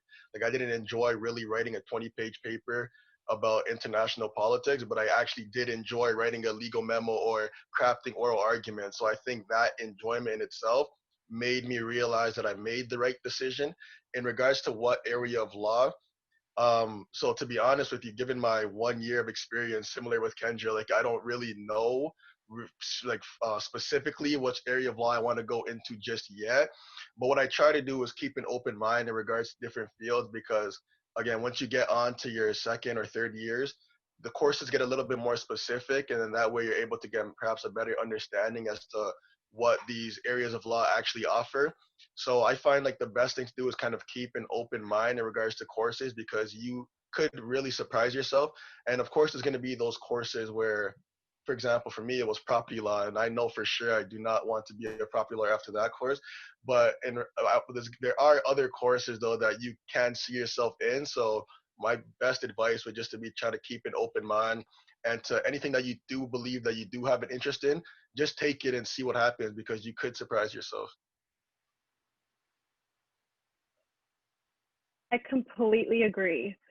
So next question, what was your experience like in law school? And for our current law students, what has your experience been like in law school so far? If you want to go in the same order, maybe? Anna Maria? You're muted. Thank you. So law school for me was quite a while ago. I started in 2008 and I ended, because McGill, it was 3.5 years, so I ended in 2012. Law school for me was pretty difficult. Like, it was really tough. It was, I would say, like, just really confusing. I think that the way that law is taught is probably not the best way that you can teach law. And part of what I'm doing now, I teach part-time at Queen's University, is I'm trying to change the pedagogy of legal education, because I think it's really hard to learn the way that it's being taught now. I think it doesn't lend itself to imagination. I think that it doesn't really teach you what you need to know to become a lawyer. So I found law school to be very hard. And that doesn't mean that I found it necessarily to be challenging in terms of grades, because I did end up at the top of my class. But I think there are a lot of other challenges that law school presents to you, emotionally, I think intellectually, in terms of challenging to your mental health, to your sense of community, to your existentially challenging, like, why am I doing this? Why am I here? What is my purpose? All of that is something that you need to take into consideration in law school. And as a whole person, it can challenge you in different ways. But I also did find it to be a very supportive environment, in that I loved my professors. I met some wonderful colleagues, some classmates that became colleagues later, some classmates who became people who would refer me files later. So it was an overwhelming experience. It was like nothing I'd ever experienced before, and I'd had done graduate work before. So it's a very challenging experience, and something that you really need to prep yourself for, emotionally, mentally, I would even say physically, because your butt is planted on a chair for 12 hours a day. You're not working out a lot, you're studying a lot. So, you need to prep yourself for that. It's a challenging experience, and have support systems in place. You will get really stressed out, and you need to know what the best thing for you to do when you get stressed out is. Is it calling your mom? Is it, going for a vacation? Is it hanging out with your friends? Is it like having a counselor that you can talk to? Like, put support systems in place so that law school doesn't overwhelm you. I know a lot of people of color, or in my year, there are a couple of people of color who dropped out of law school, and it was because they didn't have the support systems in place. So really put that in place, and know that you're not alone. Like, a lot of people feel and face crises in law school. So you should, and law students in and of themselves are type A personalities. We're drivers, like, we push hard, we work really hard. And when you get to a law school and, each class, because it's curved, gives only 2 or 3 A's and everybody else gets a B, and all of a sudden from your whole life you've been an A+ student, and now you're all of a sudden getting B's, and you don't understand things, and you don't have your support system around you, that can lead to a very dark place. So have supports around you, know that you're not alone, and plan for a very stressful experience. But you can get through it. I couldn't agree more. Does anyone else want to chime in? I do. Okay. So in terms of academics, I did pretty well in my first semester, but to be honest, I went in with high expectations, but then I was told to be cognizant of the fact that I could fail, and that dampened my spirit.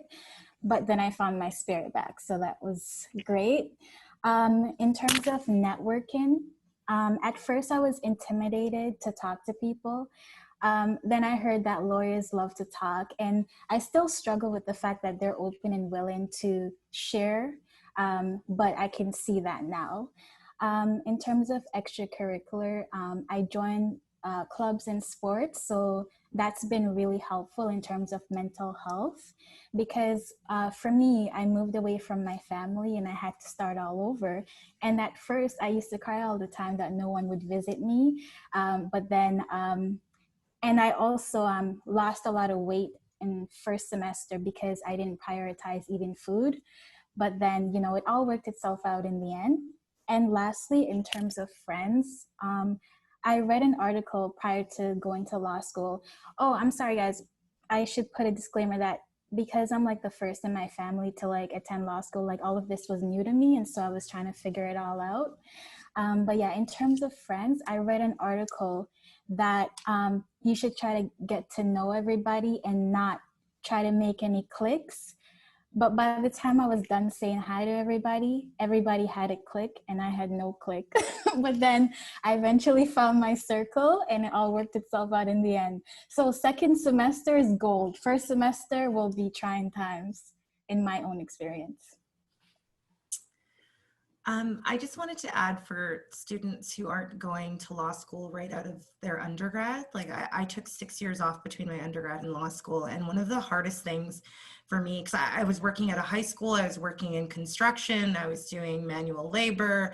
And so getting back into a structured system where you are, I felt like my brain was going through a meat grinder. Like I had to relearn how to learn in this context. And so I think the biggest thing, or some of the best advice that I could give, is one, be patient with yourself, because it does take time sometimes to get back into the groove of things. And two, don't be afraid to ask questions and rely on your professors and your colleagues and you know, the students that you're with, and hopefully develop those kinds of relationships that will help you work through some of those things, because that was a bit of a tough start for me. But I also think that it's really important, and if you have the opportunity to do this, I don't know what the future is going to look like with COVID and everything, but do a year abroad. If you have a chance to go abroad, please do it. It is so eye-opening. It is so interesting. You meet the most wonderful people. You get to study law in a different context. You get to express yourself differently and have independence in a way that you might not have had going to a school that was, you know, in your hometown or something like that. And it's just such a great experience. And so that would be my other set of advice, is if you have the opportunity, try to go abroad. Yeah, and real quick, I'll just add, oh, sorry. Go ahead, Chanta. Are you sure? I was just going to add on, because like Latoya, I started law school after, you know, grad school, and I was a bit older and I'd had a different set of life experiences. And I came into it kind of with this, I wouldn't say it was a negative attitude, but it was a very closed attitude. Like, well, I'm just here to get my degree. I have my friends, I have my life, you know, I'm going to get through these classes and I'm going to get my job.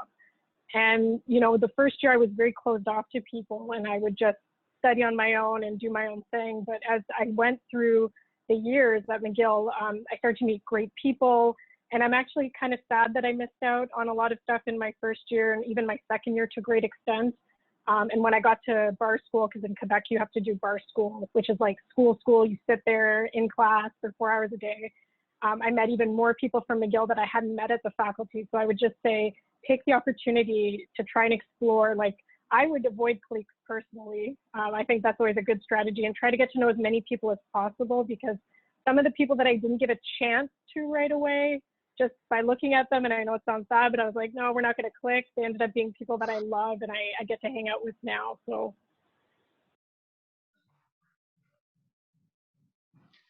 Yeah.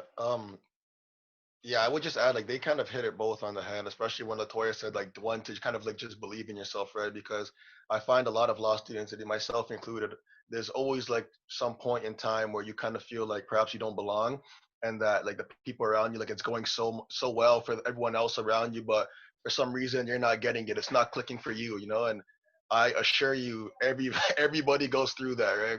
So I just think like if and when you do go through that, try not to let it discourage you to the point where you no longer feel like you belong there.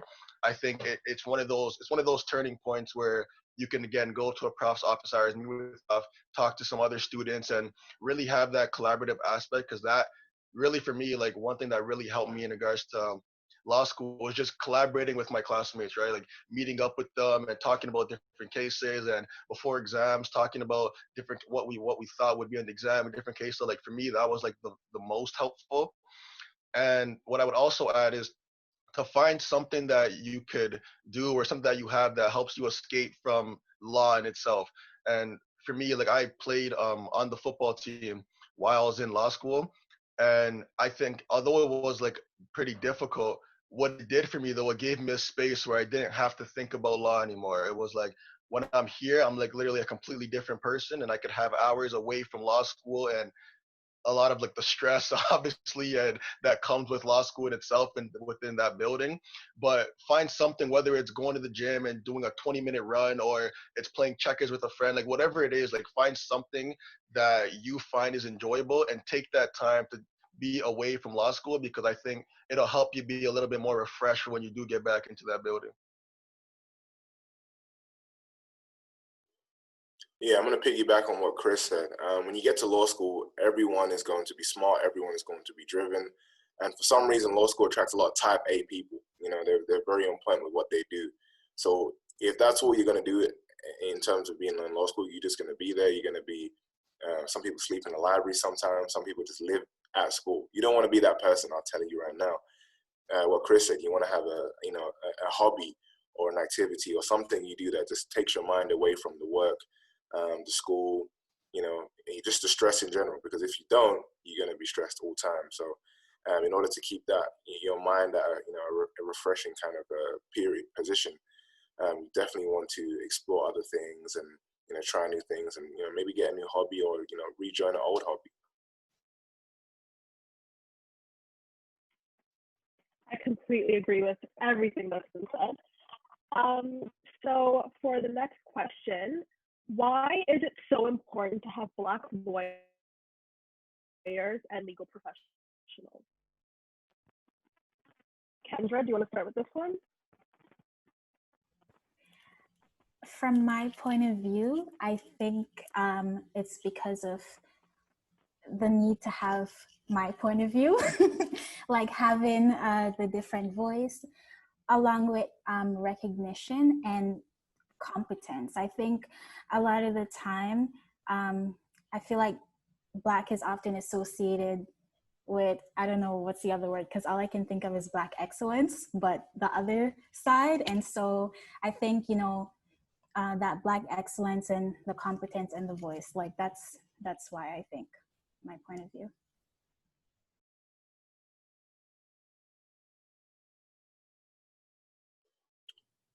I think it's important because when we're doing these legal proceedings, as the world goes on, everything is more diverse. So in order to have our voice heard, we need to have people in the room. And being in this career freshly and newly, there aren't enough of us still to this day. So in order to have a voice, in order to get our point across, in order to be well represented, we have to be represented. So that means people like us, people who are watching this and understanding and trying to learn what it means to be a lawyer and how to become a lawyer. It means advocating for these people to enter the profession, get into law school, and it just creates hope. I think as a people and as minorities, we don't get the opportunity sometimes we can, or we don't get the confidence in ourselves that we can to be whatever we want to be, whether that's a lawyer, doctor, engineer, whatever. It could be anything, actor, but you don't believe that if you don't see it. So if we don't have the representation on all levels and we don't see it, and the young people cannot see us, then they're not going to aspire to be like us. So that's my motivation. I think that's why we're needed. I think that's why we need to keep pushing and doing things like this, so that the next generation can come up and see it's possible, and we get more people involved, we get more people applying, and we get more people in law school. I would agree with everything that's been said so far. The other thing that I would add is that I think it's very important to have representation of Black people in the legal profession, because Black lawyers become Black judges, and Black judges determine a really important part of our constitutional democracy. They preside over the freedoms of people's lives every day. And if we don't have people that have Black perspectives on the bench, if we don't have Black lawyers advocating who understand the experience of Black accused people who are overrepresented in the criminal justice system today, then we have a really impoverished justice system, one that can't be responsive to the true needs of those in our justice system, and that can't be, it's missing something fundamental. It's missing a perspective that matters. It's missing a story and a background and a historical perspective that matters. So that's why I think it's important to have more Black lawyers in our system.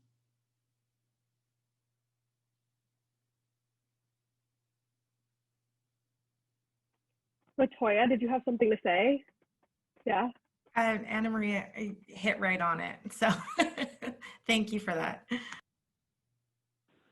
I was going to say the same. Everyone's points were excellent. And I would just add that for me, myself, I was very, very reluctant to apply to a big firm because I had not seen any Black lawyers in any of my interviews, in any of the social events that were hosted at the Faculty of Law. There was only one Black professor in my faculty, Adele Blackett. She's fantastic, by the way, an amazing woman. And it was very inspirational to meet her. I got to meet Judge Westmoreland, who is the first Black judge in the Quebec, in Quebec. And between those two interactions, I started to get this picture that, okay, maybe I'm not seeing it yet, but maybe someday that'll be me at the big firm. That will be the partner that someone else will see. And lucky for me, there is an associate for second year, so 1 year ahead of me, a very nice guy, Black guy. And I was like, okay, that's the two of us in this group. And he was like, you know, someday we might be the partners. We might be sitting at the big table, deciding who gets hired, deciding who, you know, and it was like a really cool idea. But I have to say, without having seen anybody up until that point that looked like me or that looked like my mom, it was like really, really hard to picture myself there.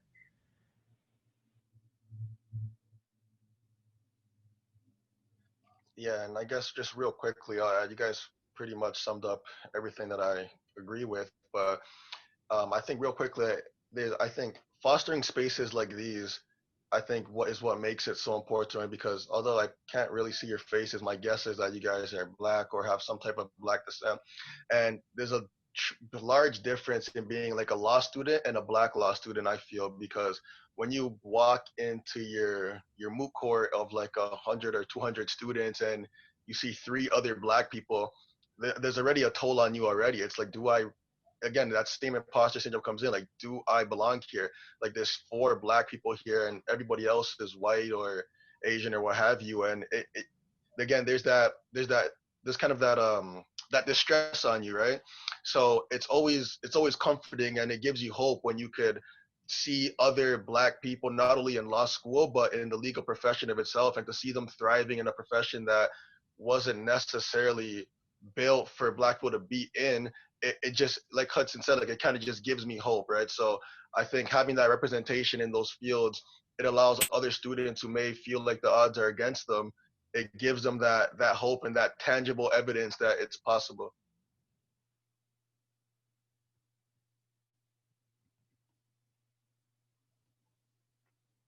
Hudson, anything to say?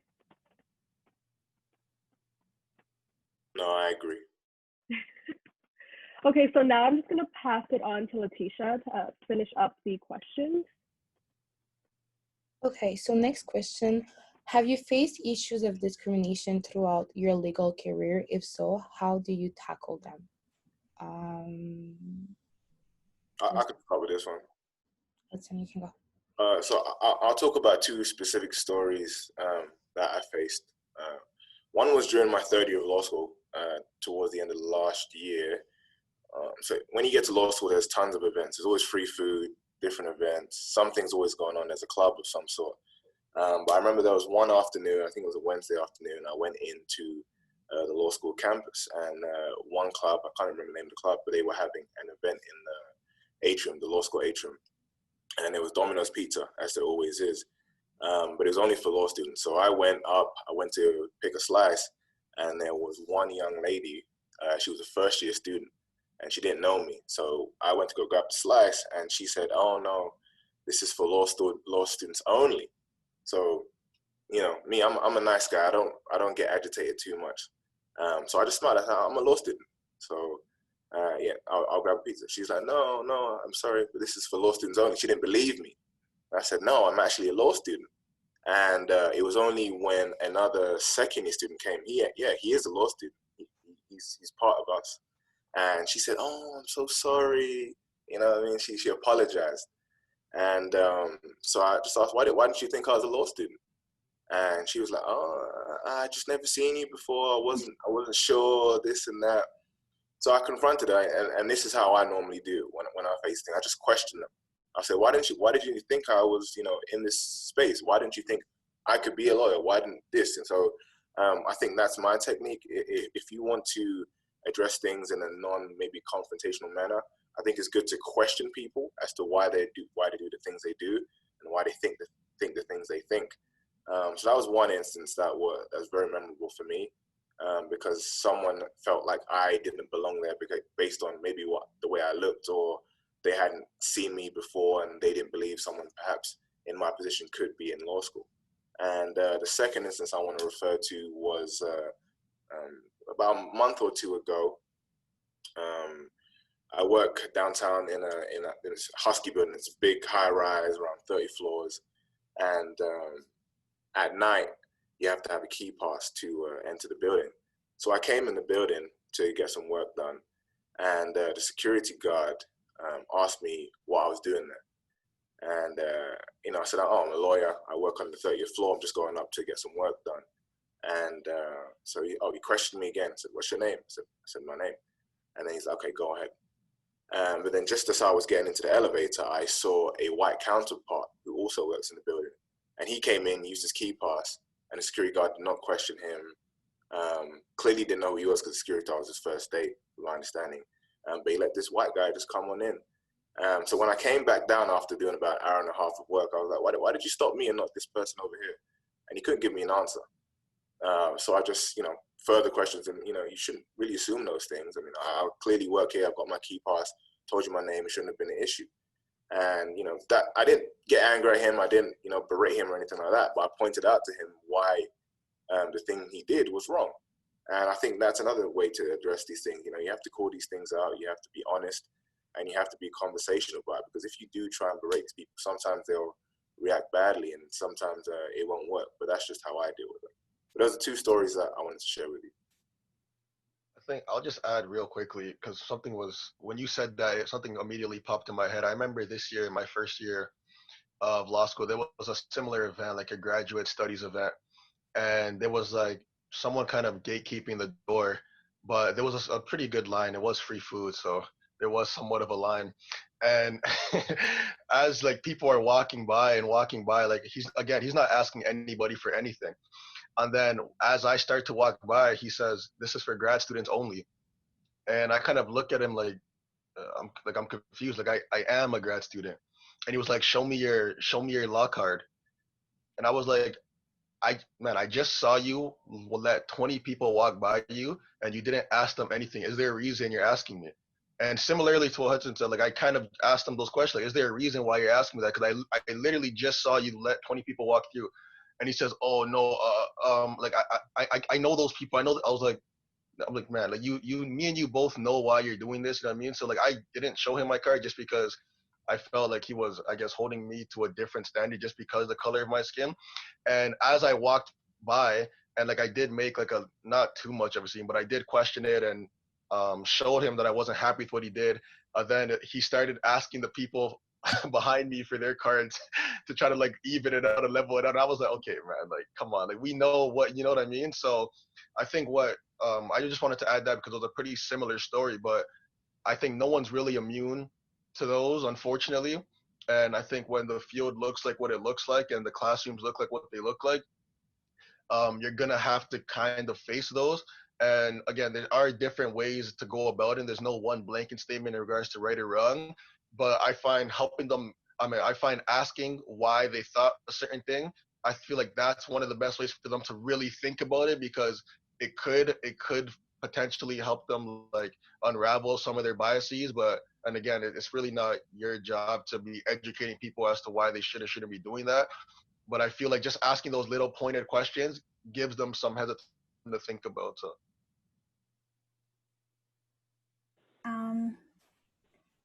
I don't really want to re-traumatize myself by any of the incidents, but I can make one comment, and that this last semester there was some racist comments made during an access to justice class, and the one comment that really just can't get out of my head, it's just like, you know, it's basically the guest lecturer mentioned that I tell my kids not to date Black people, and specifically can't, but yeah, that's it.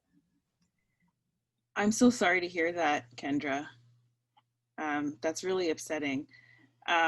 So I've been practicing probably longer than anybody on this panel. I've been practicing since 2012. And I'm happy to report that for the most part, the legal profession has embraced me with open arms.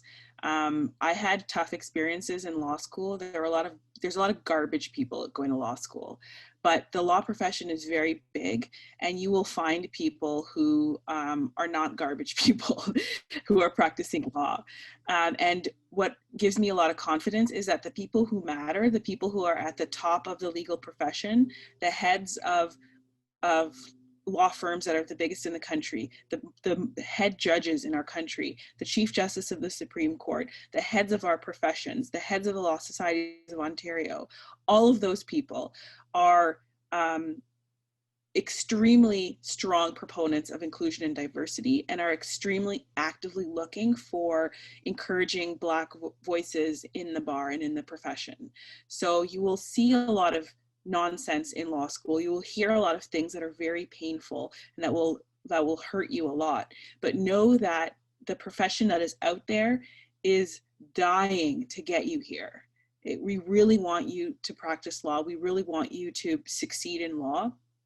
And that once you become a lawyer, there will be space for you and you will be celebrated. So I'm so sorry to hear that has happened to you, Kendra, and that's so disgusting. And I'll probably message you afterwards for more information about that person, because I need to know how to fix that, or to help fix that. That's so horrible. But know that in the legal profession, there are those who really, and they're not even Black people. There are people who are not Black who recognize that it is necessary. It is absolutely vital for Black people to succeed in this profession, and those are the people who matter. Fortunately, it's people who are at the top of the legal profession, and they reach out to law students, they help, and they care. So don't be discouraged. I had a lot of horrible experiences in law school as well. And as soon as I left law school and started practicing, I realized that the smartest and most wonderful people are out there, and they will support you.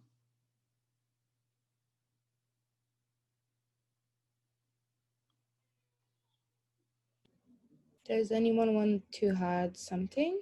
Chantal or Latoya? I'm still a little in shock from that story. I'm sorry. I haven't had anything like that in law school, and again, I'm really sorry that you had to witness that, or in my practice either. I will say that Quebec is a unique microcosm of a very strange kind of racism. And so I've had a lot of microaggressions, to the point where it was starting to really weigh on me and make me tired. Like things like, I come down from, I'm also in a high rise, and I'm leaving, and I'm a very friendly person, and I'll say to the security guard, have a good night in French, and I'll be with somebody white is coming 2 steps behind me, and the security guard ignores me, but then tells them to have a nice evening, like little things like that. Even within my firm, I've been subject to those kinds of little, like, people ignoring you or pretending they can't hear you, or, you walk into the coffee room and they don't say hi. Though I will say in my group, the people are fantastic. And I had 3 partners reach out to me after everything that happened in the US with George Floyd and the manifestations. I have a lot of family in the US. They wanted to make sure they were okay, that how I was dealing with things, and I really, really appreciated it. And I could tell it came from a place of genuine concern. They were listening to me. They weren't telling me what they thought. They wanted to know how I was doing, what they could do to help. So there is a lot of positive in there. I will tell one story though, just because it was so ridiculous. So when I was articling, I had my own office, and the lawyer that I now work with, the one other Black lawyer in my group, was actually in my office. We were just, chatting, laughing, whatever. The door was open.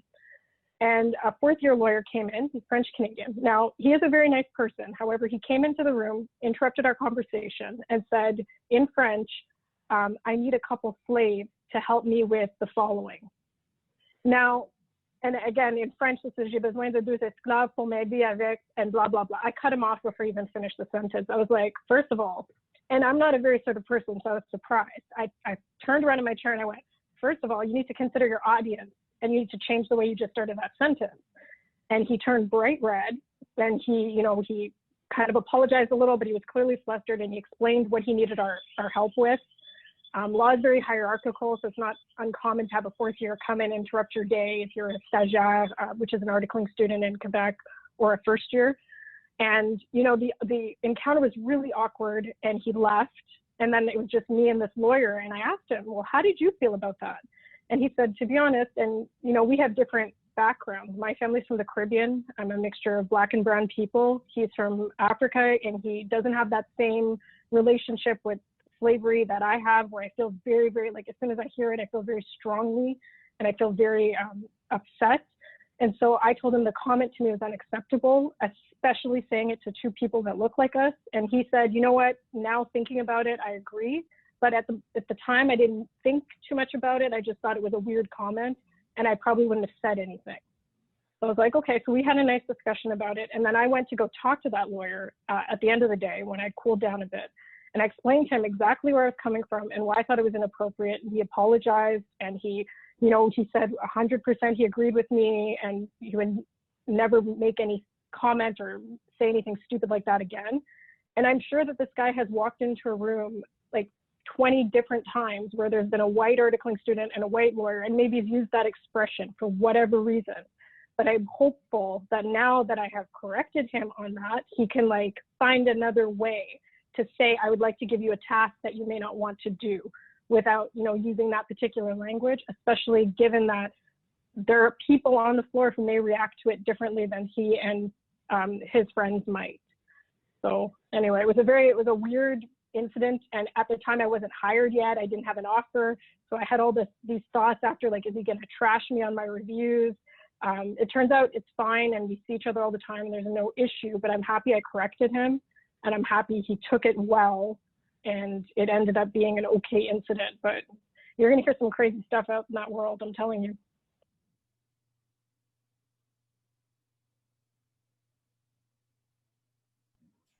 Thank you, Chantal. Latoya, do you want to say something? I'm just processing the weight of some of the things, some of the stories. Thank you for sharing, Hudson, Chris, Kendra, Chantal. I've been fortunate enough to not experience any of that in my profession. I mean, kind of still, I just finished articling last year. I'm coming up to my 1 year. And I work at an organization that has really bent over backwards to accommodate a lot of different things for me. So I've just been very fortunate that way. I can say that there are some things that I think about in different circumstances that maybe make me recognize the weight of my position in the legal profession as a Black lawyer. Going to the University of Saskatchewan, on average, there's one Black person per year that graduates from law school, and some law school years there are none. And so definitely when an upper year came to me and decided to mentor me and encourage me to attend the cable convention that's held every year, which is just fantastic. I hadn't really thought about it until he pointed it out, and then I just had this like realization of the weight of like who I am in this profession, and the fact that we exist few and far between, and that much of folks' understanding of their interaction with a Black lawyer will probably shape how they see Black lawyers all the way down the line in the future to come. So like how they interact with me will be how they picture Black lawyers, the next Black lawyer that they see, like, 2 years down the line, or like, in this other kind of infrequent interaction. And so the weight of that really carried with me. It's not exactly an issue of discrimination, but more so like this kind of need to police myself in a way that creates this image for folks later on, like you have to work harder, faster, stronger, be better, all of these different things, because that will shape how people see you and how people see your counterparts or your colleagues later on. And that was a big realization for me in law school, was just that there was this kind of expectation that I have this, I don't know, sterling, pristine perfection, because that might impact you know, people consider Black lawyers or how that shapes their impression of Black lawyers. And so that was a weird experience for me. But I can say that in terms of like any sort of overt or direct or even microaggressive kind of discrimination, I've just been fortunate enough not to experience that in my legal career or law school.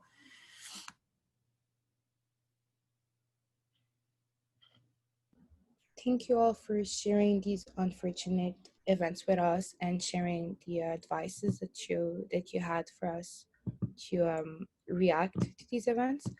I'll ask my next question. Can you share your journey to law school? For example, LSA, for your LSAT, personal statement, supports and resources you found that assisted you along the way, and what were your approaches to the LSAT and your personal statement? Okay, I'll start. Mine is probably very non-traditional. I don't know how helpful it'll be. I went to McGill, where your LSAT isn't considered unless you've written it. So I wrote my LSAT, but I wrote it probably around 4 years before I actually applied to McGill. So I can't even remember at this point whether or not it was even considered.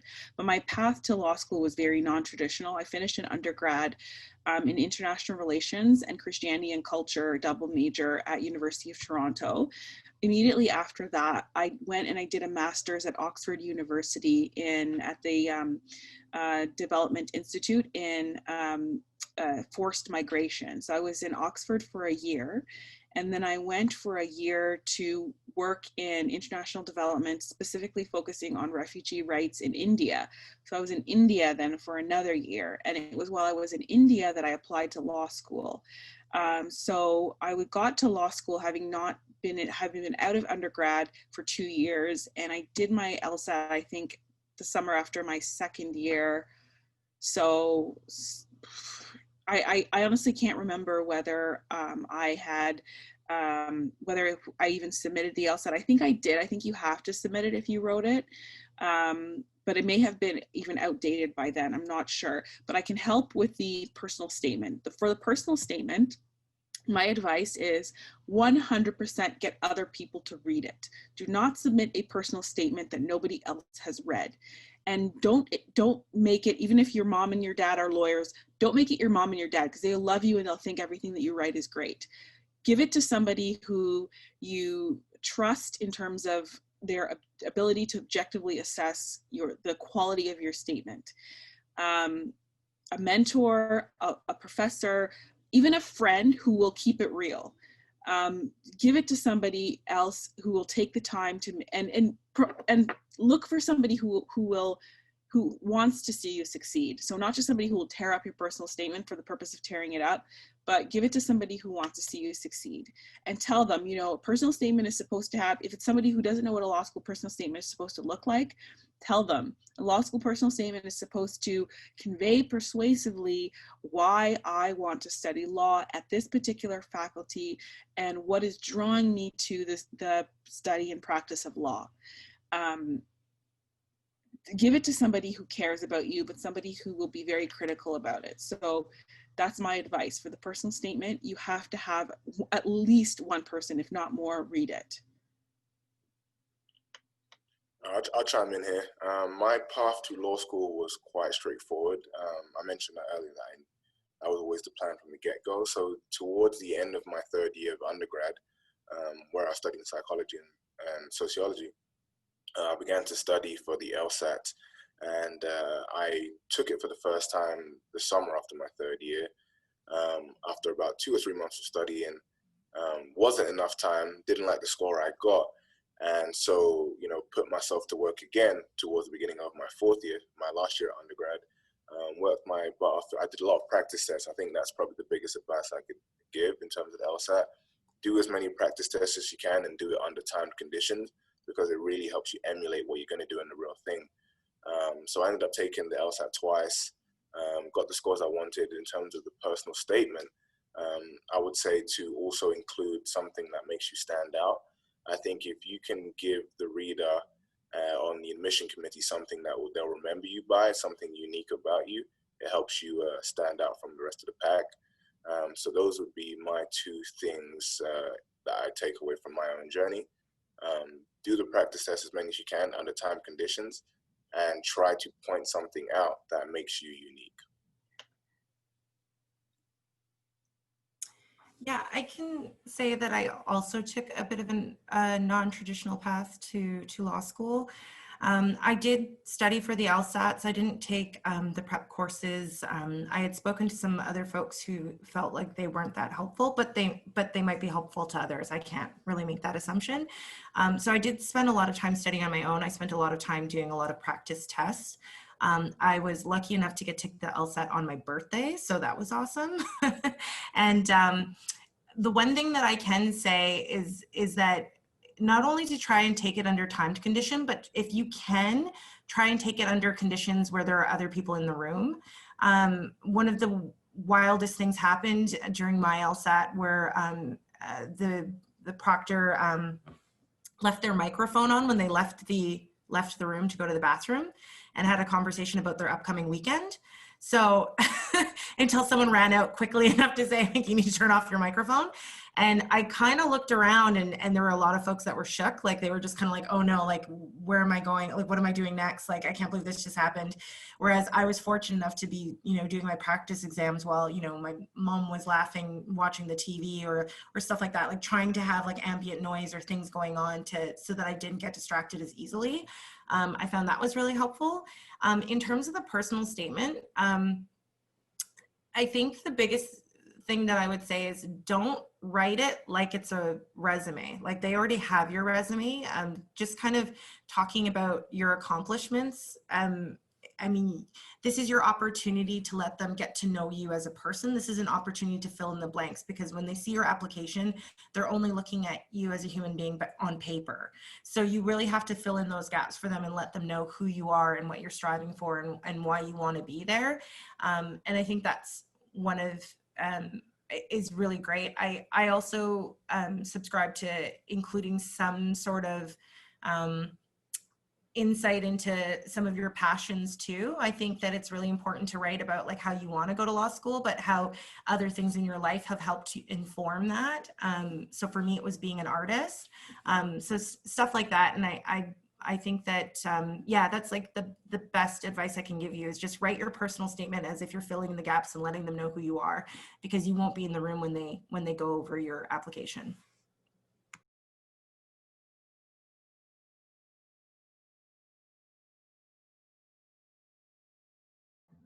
Okay, so I'll go on with the last question.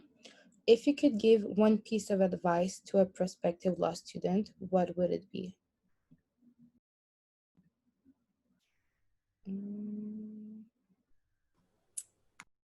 I can go first. So my piece of advice is do not get discouraged if things don't work out the first time around. There's a lot of, there'll be a lot of points in your journey, whether it's undergrad or law school or articling or working, where you will get discouraged because something hasn't worked out, and you will feel the temptation to say, maybe this isn't for me, maybe I should take another path, maybe I shouldn't do this. Do not do that, because the people who succeed aren't the people who don't face those adversities, they're the people who work through them. So do not feel discouraged to drop out of law school or give up your dreams. Like, it could be that you do the LSAT and you do really badly and you say, oh, maybe this isn't for me. No. Go back to the drawing board. Go back to figuring out, how do I get to where I need to be from where I am right now, knowing that this is a hurdle I have to overcome. So do not get discouraged by early failures or failures often. They will happen. And you need to find out ways to structure what you want to do based on the reality of the situation that you're in. Don't let the reality of the situation color your dreams.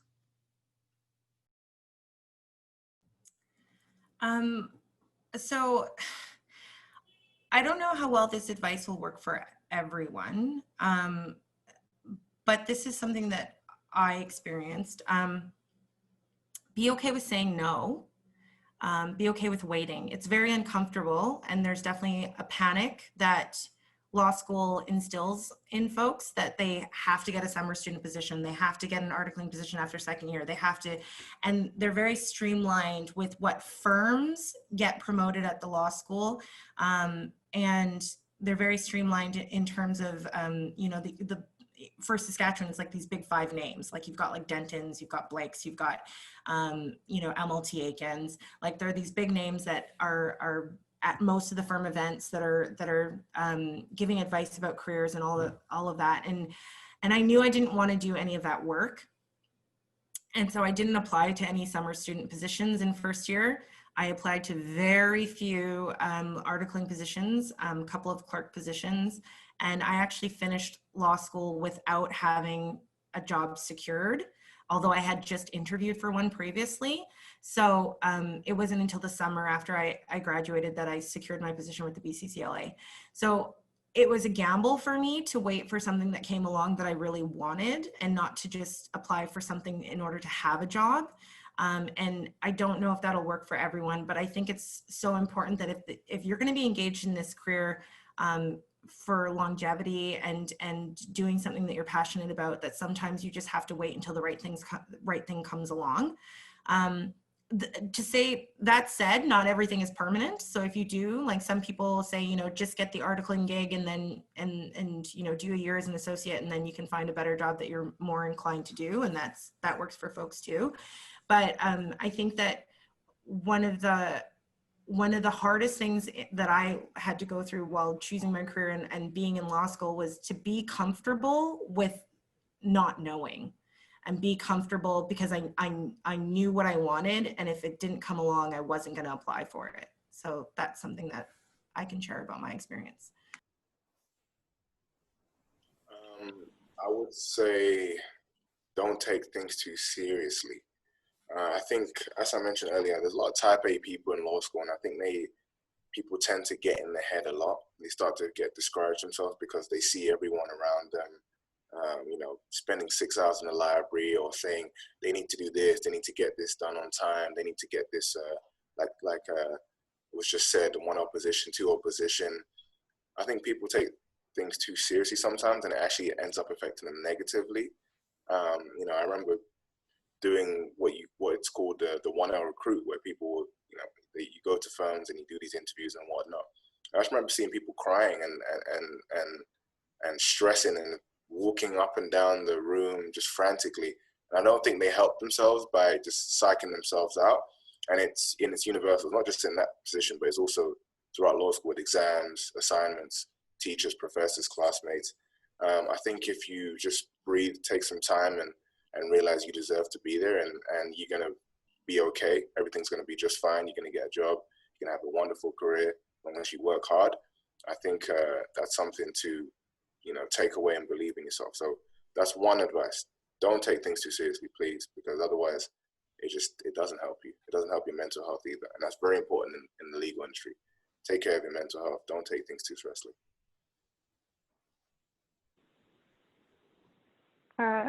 The advice I would give is practice self-care.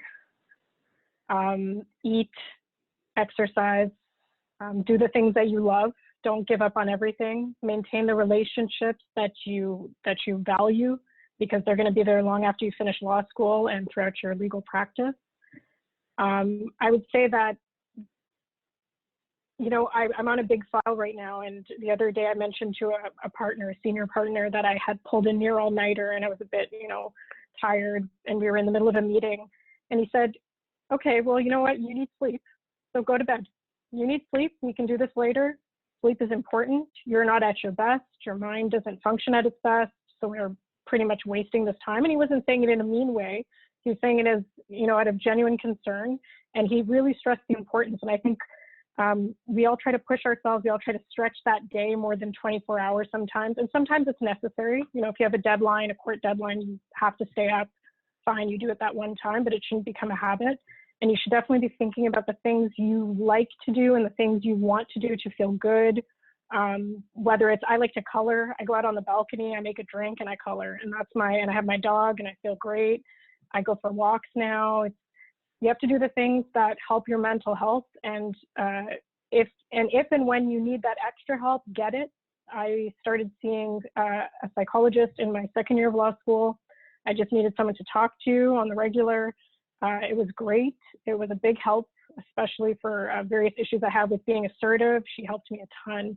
So I'd say, take care of yourself. And when you find that you on your own, it's not enough for you to take care of yourself, get the help you need, get some assistance, and, be safe. That's all.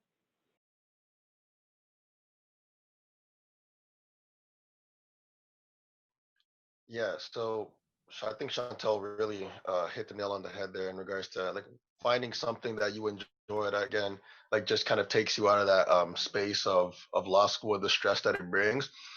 And I think one of the things I would add that helped me as a law student is to make friends with your upper years because they kind of understand the system in a sense. Like they kind of understand how to, I guess, get the most out of it and how to be the most efficient in your studies, right? So when you do get to law school, there is this learning curve, there's this transition period, of course, where things are going to be a lot more difficult, and because of that, it's going to take a lot more time. So collaborating with not only with your classmates, but also with the upper years, and obviously not in a way that um, compromises academic integrity, of course, but like reaching out to your upper years and finding different ways and what they did to help them be efficient, help them be successful. I think for me, that was one of the most helpful things because again, like they've been there before and they can kind of guide you in the right direction. And instead of making 4 or 5 mistakes, now that you've spoken to an upper year, now you're making 2 or 3, and all that tends to add up and it tends to allow you to be a little bit more efficient. So definitely reach out to some of the upper years, and a lot of them are willing to help. So reach out to them, and they'll help the path be a little bit more smooth. For me, I think good foresight is important. Like opportunities might present themselves to you, and then I think it's important to think whether it would be beneficial to you and your goals or not. And in terms of your personal statement, I think you should always remember that you could probably say those 2 sentences in 1 sentence. So that's it.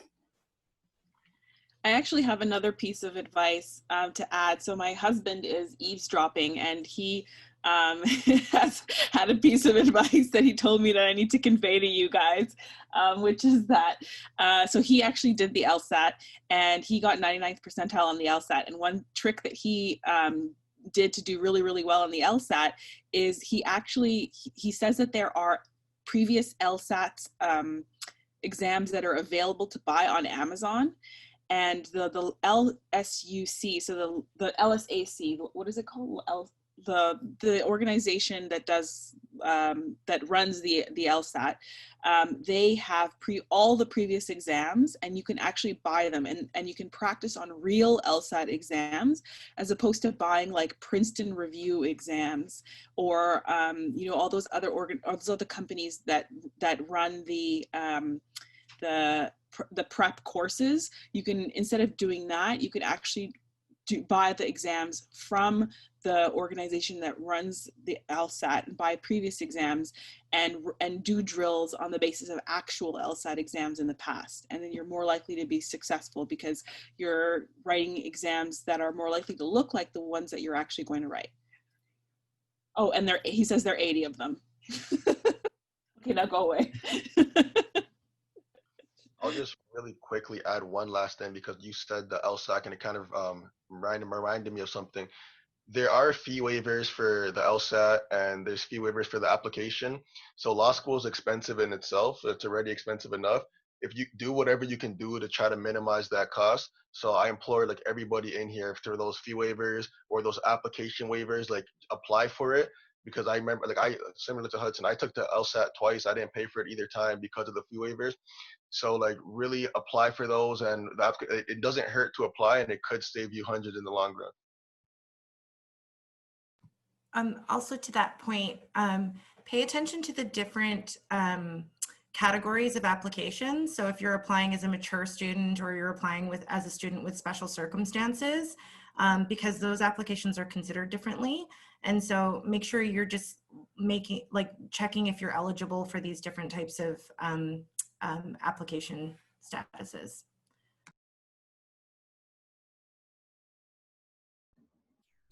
Okay, thank you everybody for your advices, and I will pass the mic to Jaisal. Hi, yes. So I'm just gonna ask you guys a few questions that are in the chat bar. So someone asked, what non-law-based advice would you give that will actually help in law? For example, volunteering, public speaking, etc. I'm going to say sports, mainly because of time restraints and time management. Chris can speak more to this, but I was a student athlete in undergrad. So I was a Division I athlete down in Houston, Texas, and my time was never my own. And it's part of the reason why I say my undergrad experience was actually harder than law school, just because I never had any time for anything. I was either at practice, competing on the road, doing assignments, or doing exams. So I think that really helped me, build up my time management and learning how to approach things and when to do things and get things done. So that's my biggest advice. If you can learn how to do time management effectively before you get to law school and before you become a lawyer, it helps immensely. And I got that from sports. So there's many ways to do it, but if you can learn that elsewhere, absolutely take that on board and grow in that. So there are two basic kinds of lawyers, at least in Ontario where I practice. Well, I guess all over Canada. You're a barrister or you're a solicitor. So you're either doing litigation, which is you're arguing in court all the time and preparing cases, you do trial work. Or as a solicitor, you're mostly working with documents, structuring business deals, creating entities for corporations, things like that. And the kind of skills that you need are in many ways dependent on the kind of law that you practice. If you want to go into litigation, so where you're arguing in court, sure, public speaking helps. If you're an undergrad, I would highly advise joining a debating club or a debating society, not only because it preps you for the skills, but also it's wonderful to network once you're in law school and beyond. So many of the people that I practice litigation with now at all different kinds of firms all knew each other through debating. When they were in an undergrad. So it really is a community of people that will carry you through undergrad and beyond. So debating, if you want to litigate, if you're very serious about doing court and trial advocacy work, debating is an activity, an extracurricular activity that will be very helpful to you.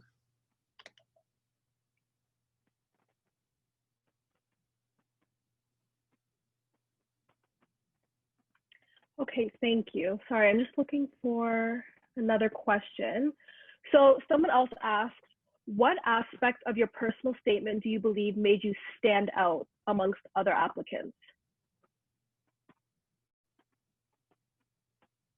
I guess I'll start this one off. For me, I was an athlete similar to Hudson, like when he mentioned sports in regards to what helped him kind of manage that law school. And when he said my time was never my own, I really, really felt that because I know what that feels like. But for me, it was just the fact that I was an athlete. And again, there are like kind of transferable skills that you take with you into not only law school, but to legal profession in itself. And the thing is, though, like being an athlete, although it's unique to myself and Hudson and whoever else in here is an athlete, I think just kind of finding some uniqueness, regardless of what it is, and really honing into that uniqueness, right? Because like we've all mentioned, like law school is a place of type A people who've gotten pretty good grades throughout their undergrad and grades and LSAT, like everyone's gonna pretty much have a pretty good score, but what is it about you that makes you unique, right? And we talk obviously about the personal statement, and that's the chance where you want to hone in on that uniqueness about yourself, and that's when you want to give it the spotlight that it deserves, right? Because that's how you to stand out. So for me personally, well, it was the fact that I was an athlete, but for you, it could be the fact that you're an entrepreneur or you started working at the age of 15 or whatever it is. To be honest with you, like you do have something that gives you a different story, and whatever that is, really hone in on that because that's what's going to make you unique and that's what'll kind of set you apart.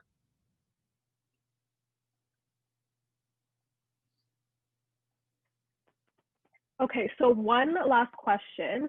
Someone asked, with Corona, I've been struggling to participate in extracurriculars Any ideas or suggestions on alternative activities, because I'm worried my resume will be dry because of the lack of positions available during this time? There is a lot of volunteer opportunities right now.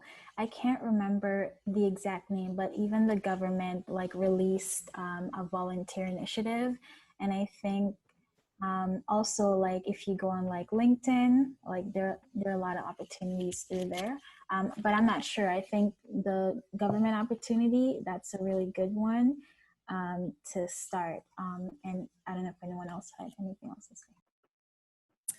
I would also say look at like some nonprofits that are doing legal work. They love and are always looking for research student volunteers, people to help organize their online webinars or deliver online workshops, all sorts of things. And so there are a lot of folks, and not only does that give you an opportunity to be exposed to a wide variety of areas of law, but also to hone your research skills and in preparation for law school. So that would be my advice as well. I would agree. There are lots of not-for-profit organizations. I'm involved in a not-for-profit organization right now called the Campaign for Cannabis Amnesty. And we look to create equity in the legal cannabis space and to undo the harms done by decades of prohibition, which disproportionately impacted racialized and Indigenous Canadians. And we're always looking for students to help us do research, to help us draft things, to help us write submissions to the government. Like people email us, you know, I want to volunteer, and we put them to work right away. So if that's what you're interested in, there are tons of organizations like that that do that kind of work. So just Google not-for-profit organizations and try and reach out and try to ask if you can volunteer and do remote work for them. And I'm sure you'll be able to. Okay, awesome. So thank you so much to our panelists for their advice and insight. I hope you were all able to learn more about the path to law school and the diverse opportunities that are available to you. So right now we're just going to take a 3-minute break, and then we'll be back with the LSAT preparation and test taking strategy session. Thanks, guys. Thank you. Bye. Thank you.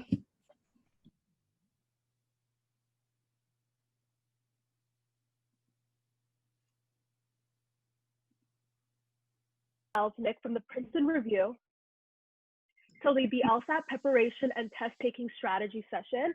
This session is meant to create a resourceful space for students to learn more about the LSAT and LSAT Flex and to gain some tips and strategies to use during the test. So now I will pass it on to Jordan. Hi. Hi. Thank you for having me.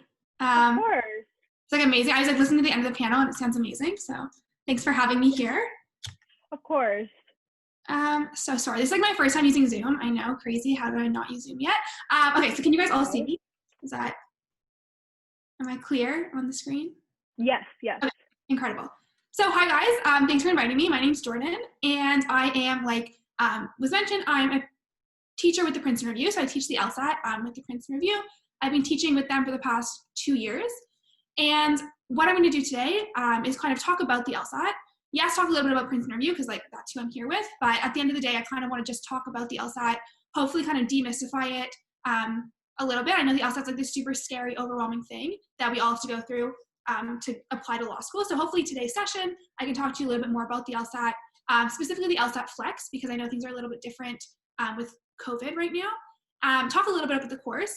I'm going to lead us through a little bit of a game. I don't know if we'll have enough time to do like a full study session together, but just kind of give you 1 or 2 tips for how to approach the game section, because that's kind of like the craziest section on the LSAT. And then I'm going to take questions from you guys about the LSAT and about Princeton Review if you have specific Princeton Review questions. So let me just get my screen all set up here. While I'm doing that, a little bit about me. I wrote the LSAT 2 summers ago. So, sorry, I think I can't share my screen. Can you possibly make that available? It says that the host disabled attendee screen sharing. So I just want to share my PowerPoint with you all so you can see it. Oh, perfect. Okay. Okay, amazing. Sorry, guys. I'm like the oldest 22-year-old, and I don't know how to do technology. Okay, so my screen is up. Amazing. So who am I? My name is Jordan, as I mentioned, and I just graduated this past spring from Carleton Journalism, so in Ottawa, if you guys are in Ottawa.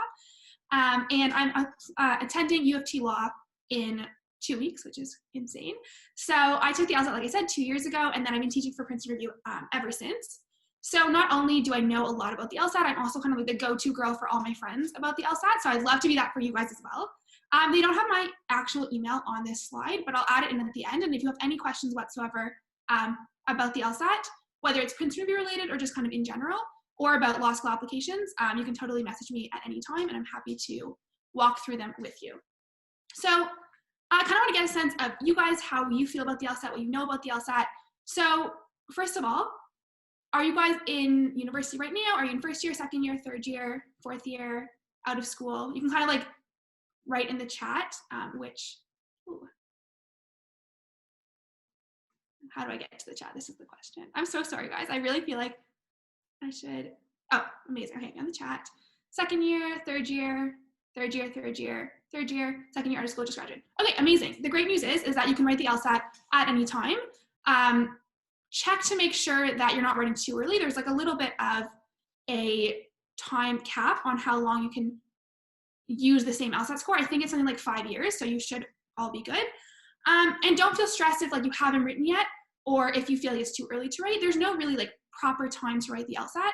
As long as you feel prepared to write it and you're doing it ahead of time of like the deadline for the schools you want to apply to, there's no rush to write it. There's also never too early to write it.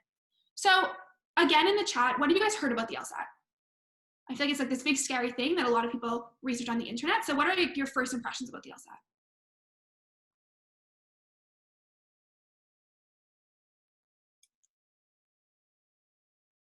It's difficult, requires a lot of prep,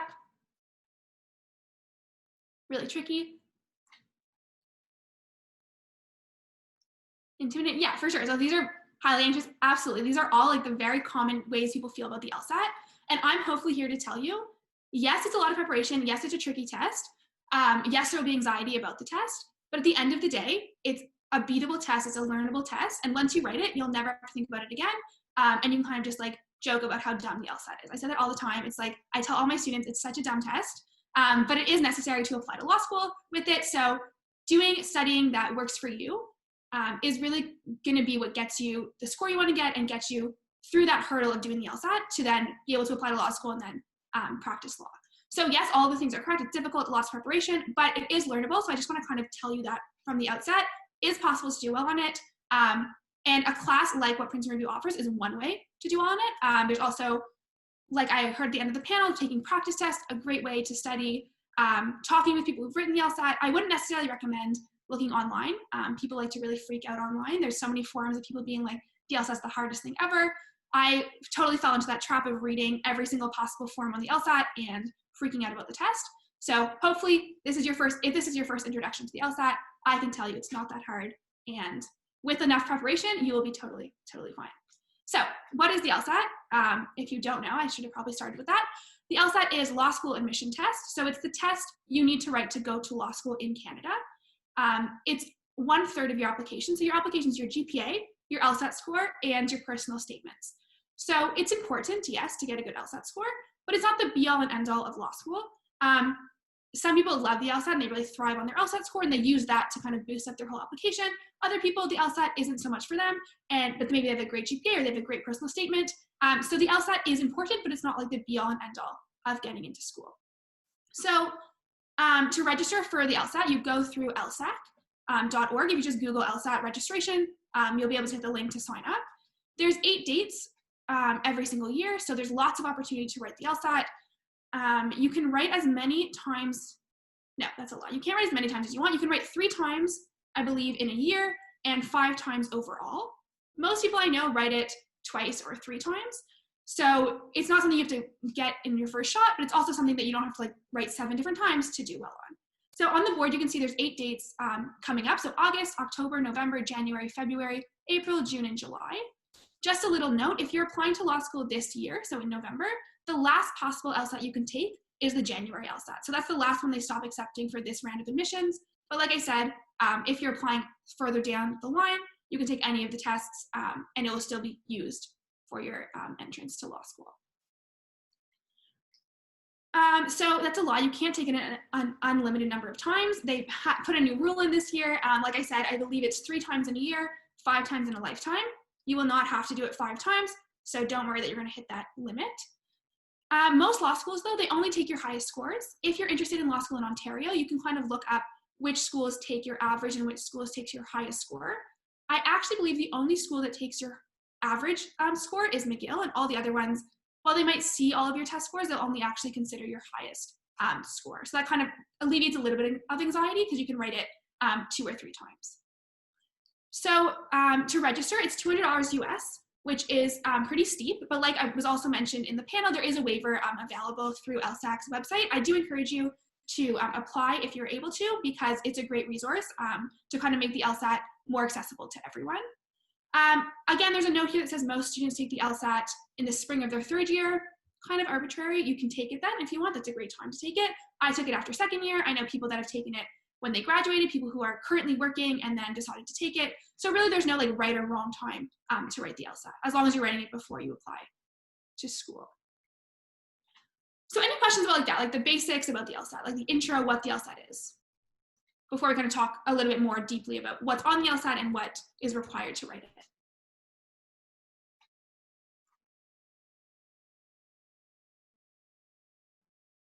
Okay, I'm gonna take that as no question, so we'll move on. So what is the LSAT actually made up of? So this is why I call it a dumb test. The LSAT does not test you on law, it doesn't test you on anything you know. It's all brand new information, which in a way is really nice because anyone can write the LSAT. In another way, it's kind of annoying because you're spending all this time studying for it, and then after the LSAT, it's never applicable again. But it's great news, there's no university prerequisites. There's a lot of information on the LSAT that deals with science, or deals with arts, or deals with law, or deals with social sciences. So if you have a knowledge in that information, you might find some questions easier or harder. For me, I hate science, yet I was still able to write the LSAT because at the end of the day, it's not about what you're working on. It's not about the information on the test. It's instead, how do I take that information and manipulate it in the way the test wants me to use it? So there's kind of 3 sections of the LSAT. There's reading comprehension, logical reasoning, and analytical reasoning. So reading comprehension is, as it sounds, you're given a passage and then you read the passage and then you answer questions based on what you just read. Logical reasoning is kind of like the weirdest one. Kind of colloquially, it's called games. And that's what we're going to kind of do today. We're going to like see what a game is, see that it's not as scary as it seems. And then the final one is analytical skills. So that's what I call arguments. And you're given a bunch of arguments and you have to talk about why is it a good argument, why is it a bad argument. My favorite section because it makes you a really good arguer in real life, which maybe is actually an applicable skill.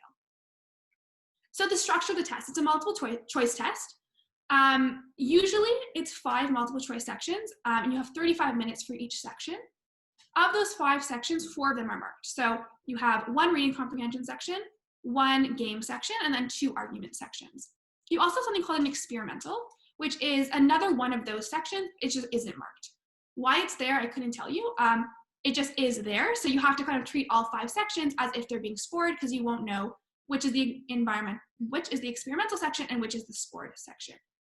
So this is kind of a basic LSAT. We're going to talk about the LSAT Flex in just a second, which is how LSAC has kind of accommodated the COVID restrictions and made the test at home. So right now I'm going to talk to you about the usual LSAT, because if you're writing not this year, or hopefully it's done by this year, but if you're writing when it's a normal test, you'll still kind of know what to expect then.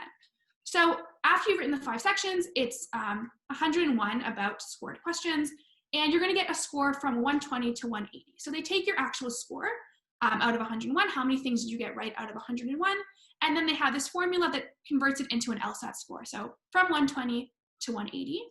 And there's also kind of a 6th section that sorry, a fly just like entered my space. There's also a 6th section, which is the essay section. So after you write your whole test, you have up to a year to do it at home at your leisure, writing a totally unmarked essay. Not the same as your personal statement. It's like very LSAT specific, and it's not marked, so it's really not a big deal. But you do have to finish it in order to have your LSAT be complete. So anyone have any questions about the structure of the LSAT, like the usual LSAT, before we talk about the LSAT Flex?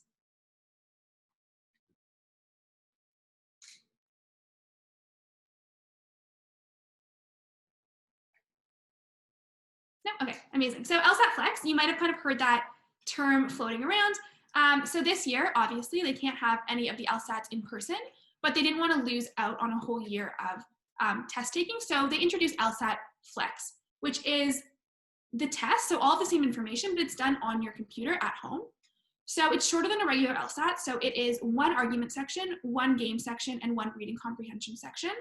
That doesn't necessarily make it easier or harder than a normal test. So if you take a flex test, you're not disadvantaged or advantaged in that way, because it's still scored on the 120 to 180 scale, and nothing really changes except for the length of the test. So it is a shorter test, which some people love, and other people don't really mind. Like, it doesn't really change anything for them.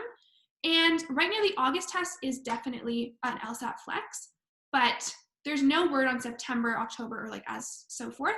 But I have a feeling September will probably be an LSAT Flex, but LSAT will kind of keep things updated. So if you're writing this year and you want to know, am I writing a Flex test or not a Flex test, definitely just keep checking LSAT's website, and they'll let you know, or they'll send you an email if you're already registered.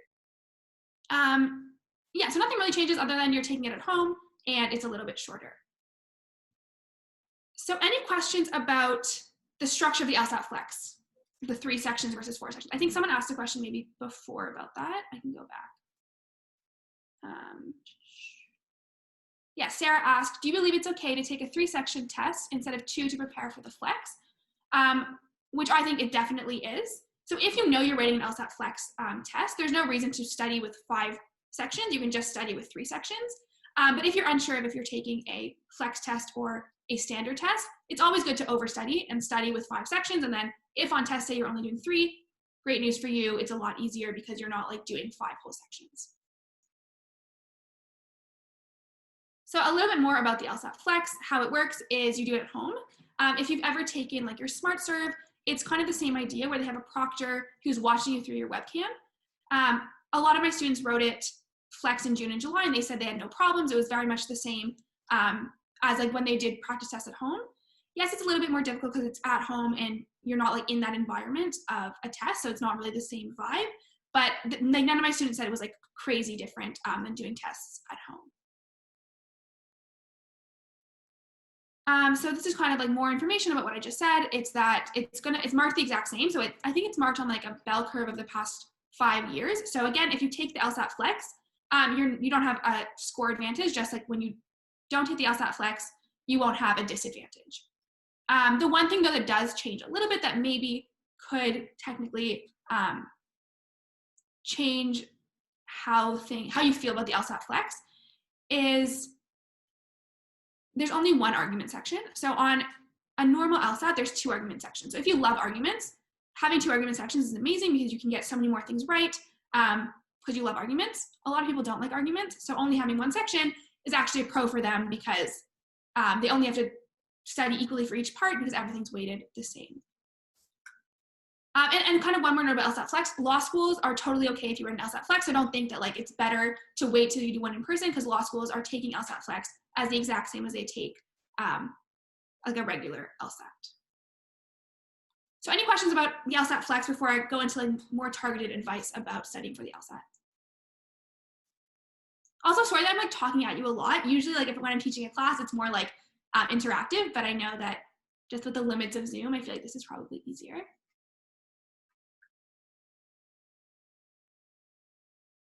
Okay, so no questions about LSAT Flex, amazing. So now I'll kind of talk about like general advice about the LSAT. So my first piece of advice I tell everyone, whether or not they're my student or just someone who messages me randomly, prepare. Like you have to study for the LSAT. It's not a kind of test you can cram for.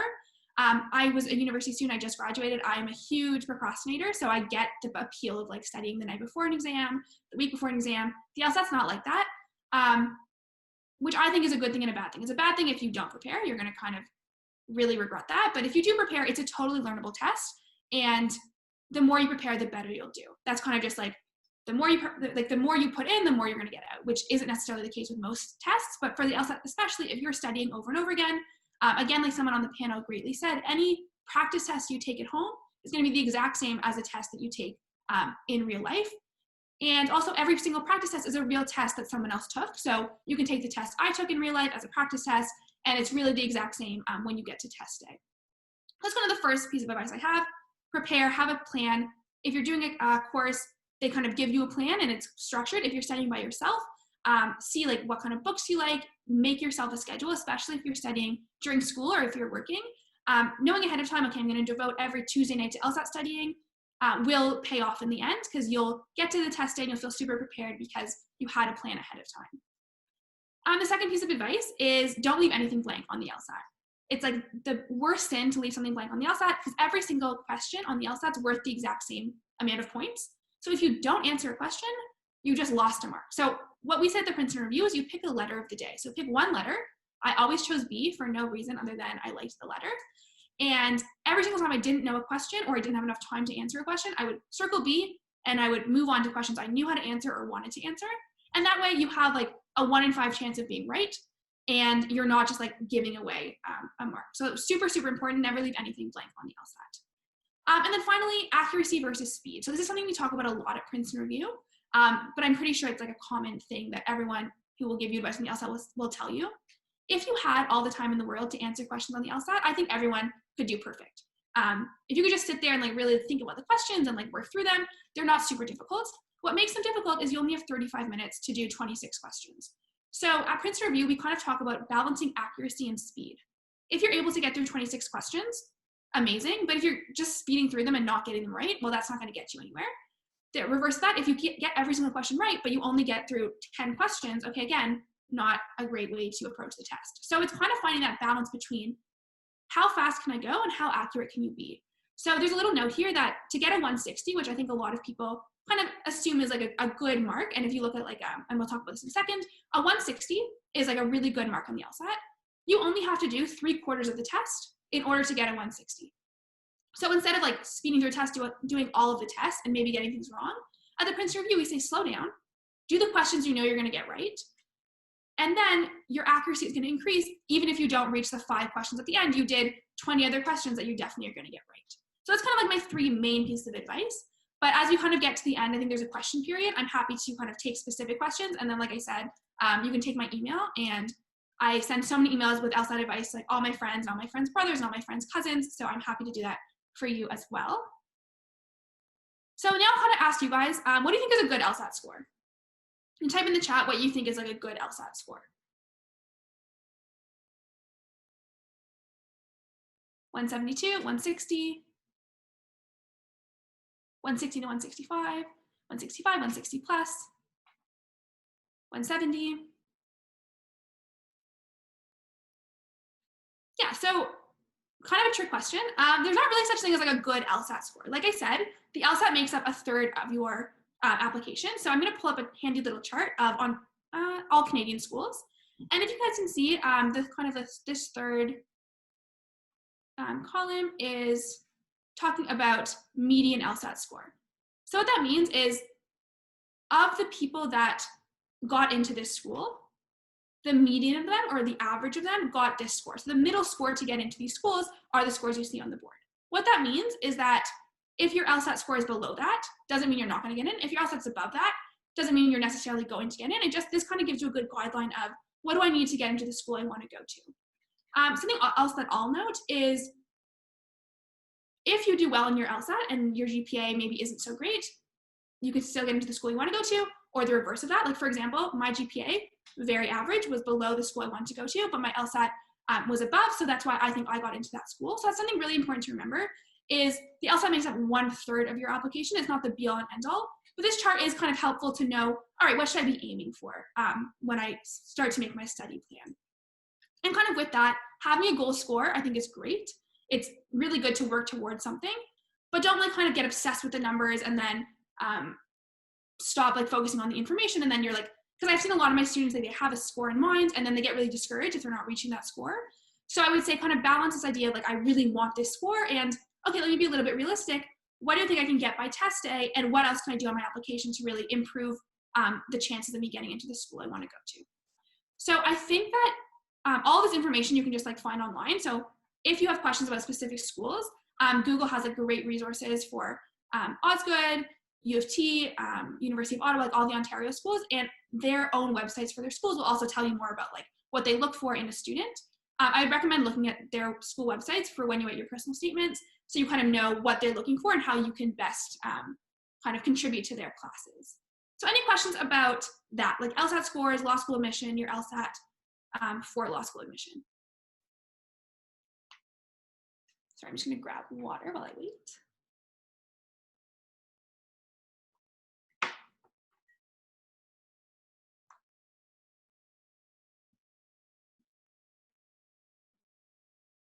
Okay, it seems like no one has any questions yet, which is totally fine. If you have any questions as we go forward, you can totally just like type them in the chat. What is a good GPA to have if you don't do well on the LSAT?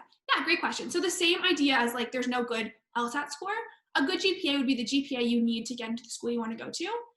If you Google it, there's like a calculator online that can kind of tell you based solely on numbers. So it's really not like the best indicator, but can tell you what GPA based on the LSAT score you got, you would need to get into this school.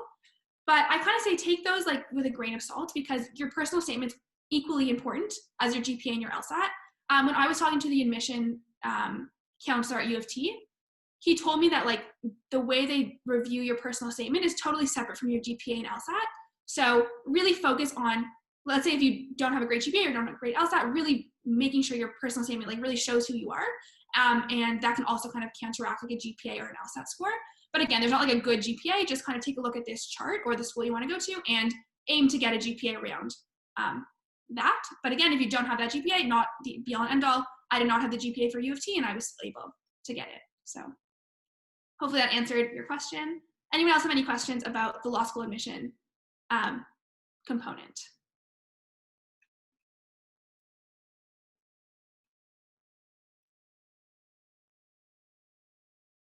No, okay, so I know it's 4:04, which means I have like 26 more minutes left to be exact. So usually what I do when I do these sample classes is I'll kind of run a question with you guys to kind of show you a little bit of a strategy for that specific question type, and also hopefully demystify the LSAT and make it a little less anxiety provoking, because you can figure out, okay, wait a second, if I can learn how to do a question, I can learn this test, it's a learnable test, and when test day comes, I kind of know what I'm doing. So because of timing and because of like the technology I have at my disposal right now, we'll probably kind of walk through the beginning of how to do a game. I don't think we'll have enough time to do the full game, which is fine. Like I said, if you have questions or you want to kind of go through the game with me, you can email me after, and I'm happy to kind of walk through how I would do the rest of the game. But like I said, this is more of just like, so you can see what doing the LSAT is like. So on the board, are you guys seeing my screen as like a full screen, or is it like my screen with a PowerPoint on it? I don't know like if you guys can read it or not, which would be a good thing to ask you at the beginning. We see like the PowerPoint kind of border. Okay. But it's still very clear. We can see it. Okay, amazing. Okay, so like I said, usually when I'm teaching a class, it's a lot more interactive, but because of Zoom, I'm kind of going to walk us through the game. But if you have any questions, write them in the chat, and I'm happy to kind of slow down or like re-explain something. So this is a sample question from the analytical reasoning or the game section. And with Princeton Review, we have one strategy that you apply to every single game. Once you nail down that strategy, all the games follow the same pattern, and if you follow the strategy, you're going to get all the answers right. That's like kind of the point of having a strategy. You learn something once, and then you really hone it until it becomes second nature, and if you use that strategy, you're going to get the answer right every single time. So let's walk through this. If you have spare paper, you can kind of walk through the game with me. If you just want to like listen and absorb, that's totally fine. And again, if you have questions when I'm going through it, definitely ask questions. So the first thing that you want to do when you get a game is you obviously want to read it. So I'm going to read it out loud. A cartographer is creating a map of the biomes of 6 countries, A, B, C, D, E, and F. Each country contains at least one of the following 3 types of biomes: mangrove, savanna, and taiga, and no other types. The following conditions must be observed. So this is a really classic game. So the first thing you're going to do is you're going to read the game and you're going to ask yourself, what's this game asking me to do? So I don't know anything about biomes. I don't even know what a biome is. Totally fine for the LSAT. All you have to know is, what does this game want from me? So ask yourself, what am I being asked to do? So there's kind of 2 different things you're being asked to do in the LSAT in the game section. You're either going to be putting something into an order or putting something into a group. In this case, there's no order. Instead, we're grouping the types of biomes into the 6 countries. So the first thing that you're going to do is you're going to take inventory. So what's my group? What's my diagram? And what am I putting into that group? So this is what the setup's going to look like. I'm going to put my groups in a chart. So I have the countries, A, B, C, D, E, and F, and then I have my elements. So the things I'm putting into my groups, M, S, and T. And you also, I don't know if I mentioned this, you get 5 pieces of scrap paper on the LSAT that are double-sided, so you technically have 10 pages. So you have lots of room to kind of do this strategy on the LSAT. So after you figure out what the game's asking you and figure out a clear way to diagram it, you're going to start reading the rules. And the rules for a game are what drives the game. Based on these conditions, you're going to be asked a bunch of questions about the setup of the game. So how many different orientations can I have the biomes into the countries? So you're going to read each one of the clues, and on your piece of scrap paper, you're going to symbolize them in a way that's meaningful to you. So again, the Princeton Review has already done it for me on this PowerPoint, which is amazing. So I'm going to kind of walk us through each clue. So the first one says D and exactly 3 other countries contain M. So if you look at clue number 1, Princeton Review has wrote M equals D and 3 other spots. The second clue tells us that F contains more types of biomes than E does. So we go back and we write down our clues, F with a greater than math symbol, more than E. Again, you can write these symbols in any way that makes sense to you, as long as they're kind of consistent, so you know what everything means at a glance when you're actually writing the test. The third one is C does not contain any type of biome that A does. So we've represented that as C does not equal A. Again, I'm just going to read from this symbolizing clue, so I'm not like switching back and forth. I think the fourth one is B shows up, or B, no, you know what, I am going to read it because I'm not that good at memorizing. Okay, so the fourth one is B contains exactly 2 types of biomes. So we go back, we see, okay, how are we going to symbolize that? B equals twice, B appears twice, there's 2 spots in B. We're going to kind of keep that in the back of our head. The next clue says E contains both S and T. So E equals S and T. And then the final one says A does not contain any type of biome that E contains. So A does not equal E. So that's kind of your third step. After you've made your diagram, you've figured out what am I putting into my diagram, you're going to symbolize all of your clues. Anyone have any questions about symbolizing the clues? I know I'm running through this really quickly, so if you have questions, you can definitely ask them.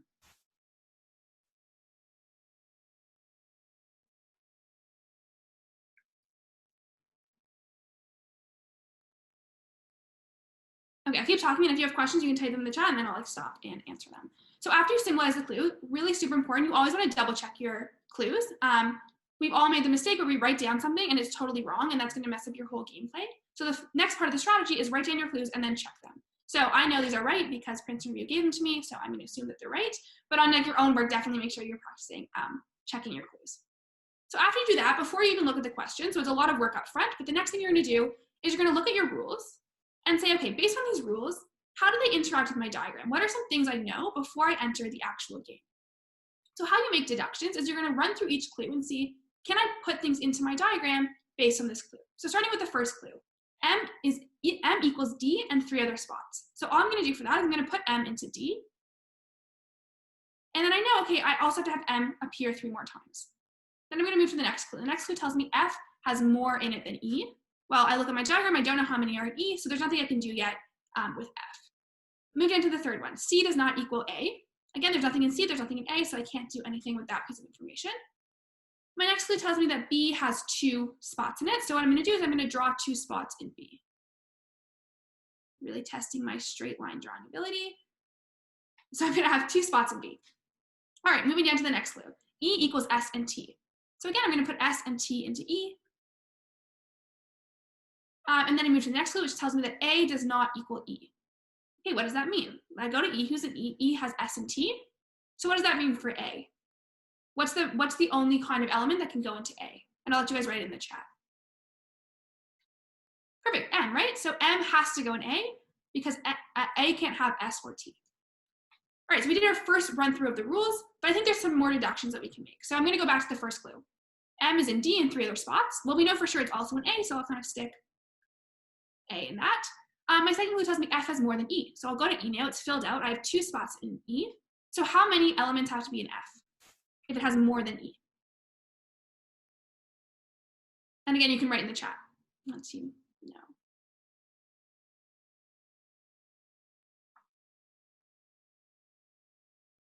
If F has to have more elements than E, how many elements are in F?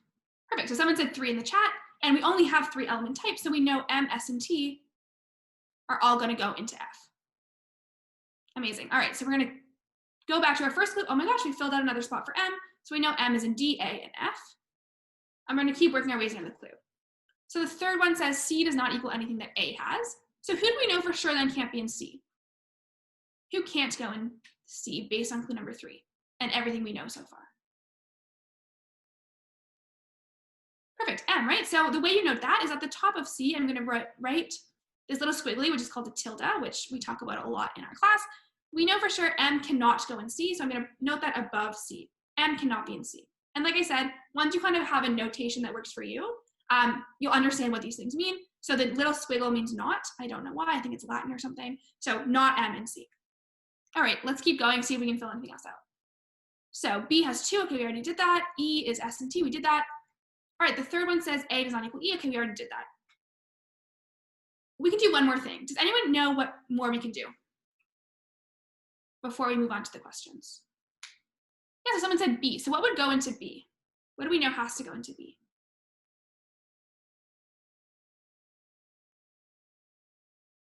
Perfect, B can have M, right? So we know for sure that B has to have M because if we go back to the first clue, we know M shows up 3 times in addition to D. So we already know it's in A, great.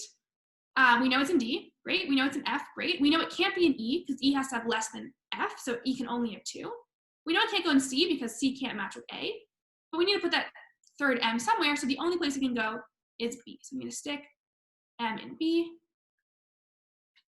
And that is all the work we can do right now. So that's deductions. Super, super helpful when you're writing the LSAT to do this step, because having all this information, we haven't even looked at a question yet, but we've kind of solved a lot of the game. So when we go look at the questions, it's going to be a lot easier to figure out what goes where, and you can more effectively use your 35 minutes that you have in the game section. So I think we have time to maybe do one question, and then kind of I'll finish off about talking about Princeton Review and kind of like what we have available for you and take any questions. So in addition to kind of the setup strategy, then we also have a strategy for answering questions. So there's 4 kinds of questions that will show up in the LSAT games. You have a grab rule question, a specific question, a general question, and a complex question. These are Princeton Review names. They're never actually named on the LSAT. We just kind of give them headings so you know what kind of questions you're dealing with. And depending on what question it is, there's kind of a strategic order to do them with. So we always do the grab rule questions first, then the specific questions, then the general questions, and then the complex questions. So I know we don't have them all in front of us right now, but I'm going to kind of tell you how you can spot these kinds of questions. So when you start to study, you can kind of maybe enact this strategy into your own studying. So a grab rule question is usually the first question in the game, and it basically gives you a full list of a potential scenario. So what is a potential order for this game, or in the one we just did, what is a potential layout of biomes into countries? So the grab rule ones are just going to give you a full list. So every single answer choice is going to be a full solution, and you have to figure out, okay, which full solution works with all of my rules. So basically, you'll just take each answer choice, run it against your rules. Any answer choice that breaks a rule is not going to be the right answer, so your final remaining answer is going to be the question that breaks no rules. So those are always going to be the one you do first, because they're kind of like the simplest. You only have to take the rules you're given and see, okay, which one doesn't break any rules. The next question type is the specific questions. These ones are always going to start with the word if, and they're going to give you a very specific condition. So this is the one that we're going to look at. So you said, if M is in D, what else has to be true? So they're giving you a specific condition, and then the answer choices are based on that condition, what has to be true, what could be true, what has to be false. The next questions you should do, so after you do all the specific, there's usually around 2 or 3 in a game, you'll move on to the general questions. These ones will always start with the word which, and they kind of ask you about the game in general. So which one of the following can never go in C? Which one of the following is an option for where M can go? So they don't give you a specific condition. They're instead saying, based on the entire game, what can be true, what can't be true. So in that case, you'd use your deductions. And like we saw in our deductions, there are a few things that we know for sure have to be true. And then finally, your complex questions are usually one of these in a game, and sometimes they don't have any in a game. And these essentially give you a new rule. They're saying, if you replaced rule number 2 with this new rule, what would happen? They're kind of, I don't like that they're called complex because they're not that tricky, but they're kind of a little bit more rare than the other ones. The other 3 you'll definitely have in a game, and the 4th one, sometimes it shows up, sometimes it doesn't.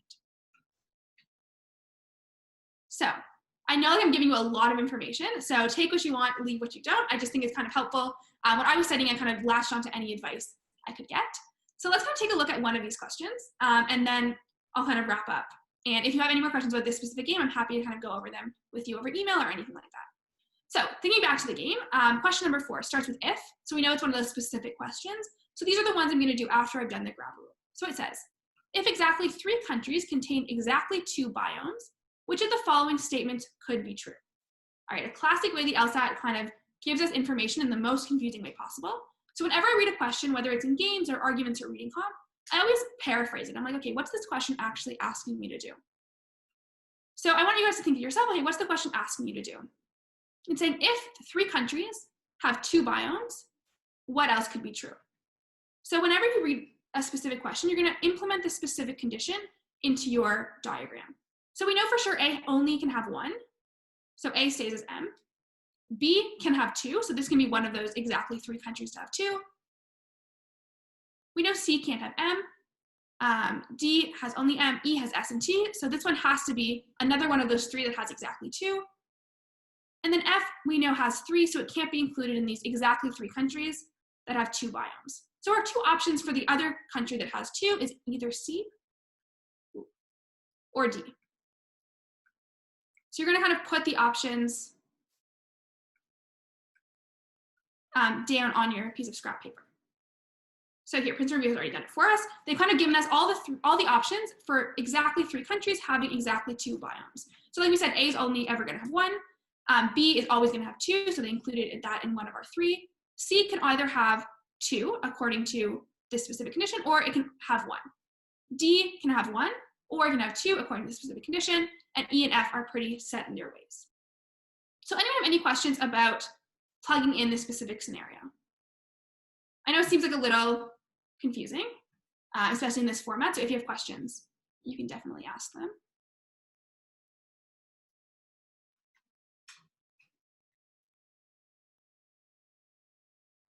Okay, so now I was asking questions, but again, if you type in and I'm talking, I'll just stop and answer your question. So once you kind of put out all the scenarios, all the specific scenarios, then you want to go back to the question. Okay, what's the question asking me? It's saying what could be true if this specific condition was in place. So that means what could appear. So I'm going to go through my answer choices and compare them to my diagram and say, could this be true? So A says, B and C have exactly 2 biomes in common. So could it be possible that B and C share exactly 2 biomes? I'll give you guys a second to think about it. Yeah, perfect. So someone said no, right? So we know B always has to have M in it.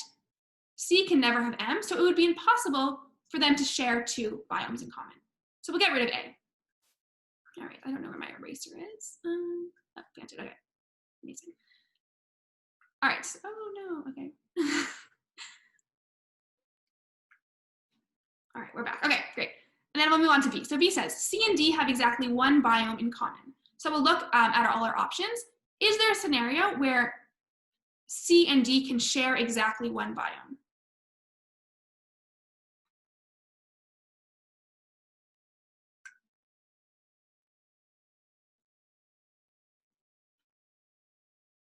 Yeah, so someone said yes in the chat.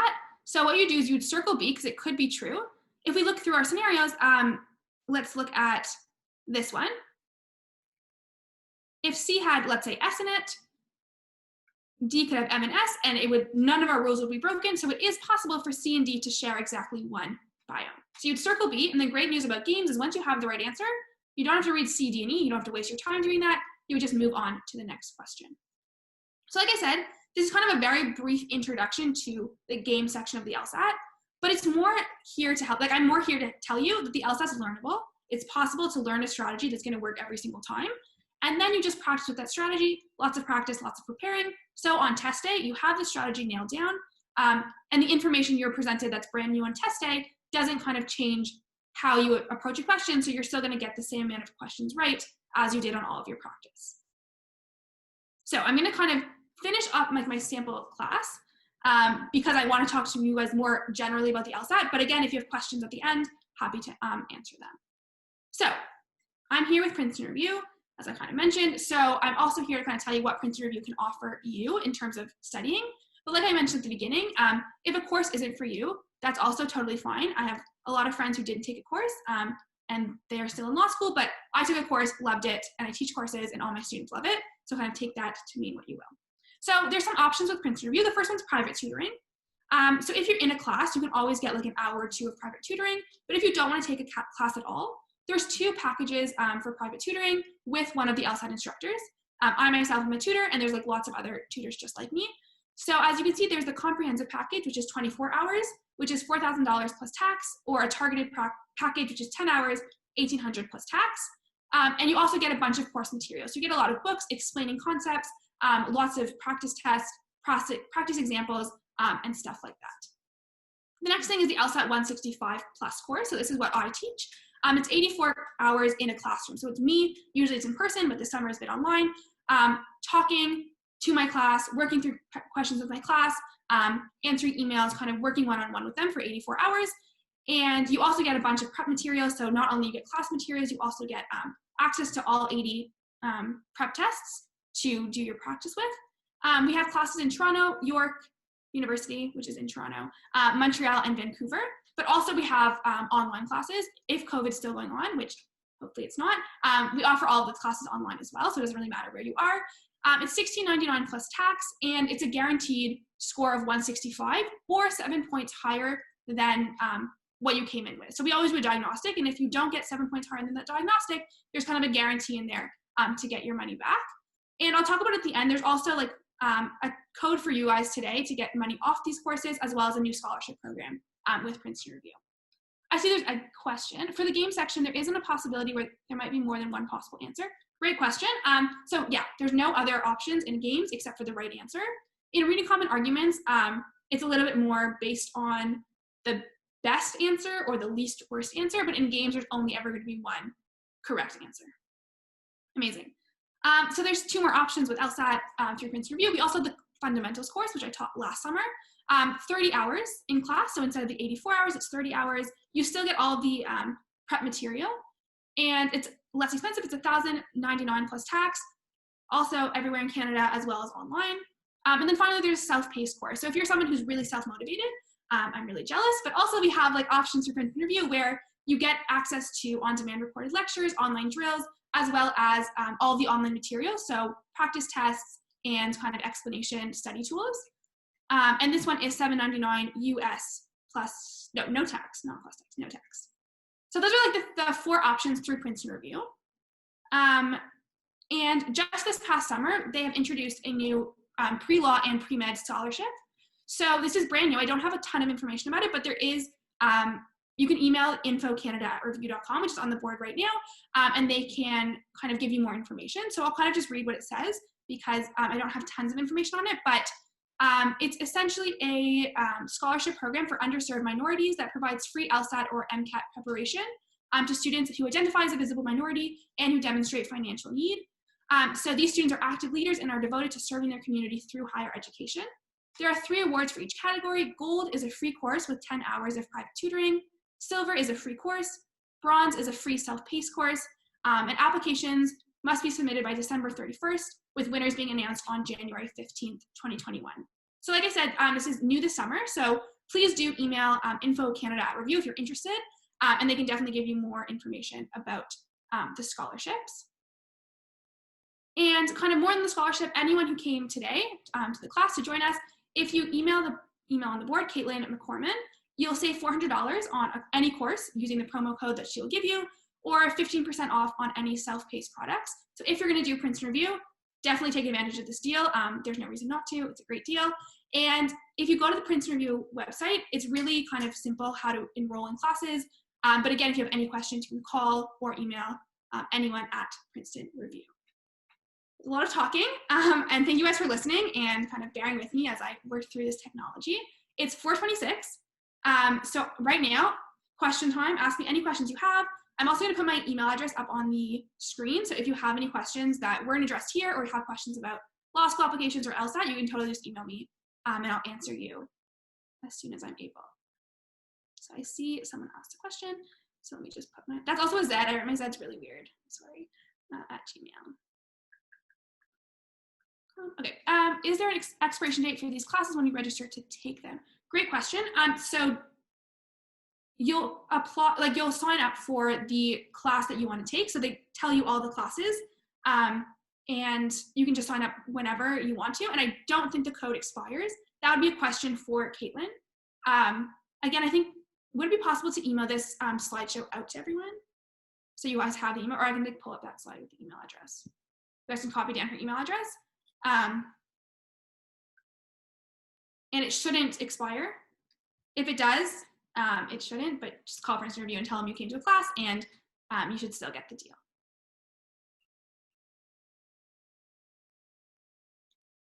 Anyone have any other questions about anything? Yes. If you take the course this year and want to retake it again in a year, is that possible?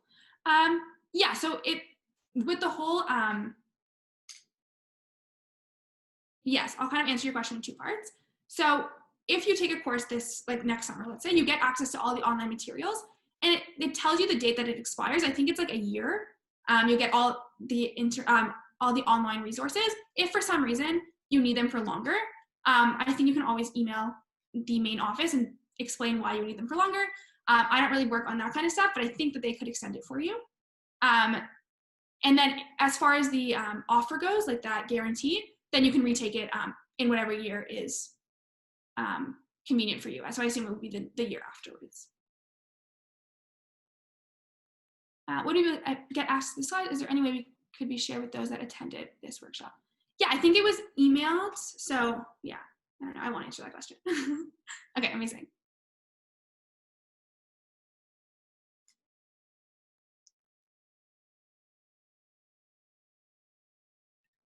Any other questions about anything?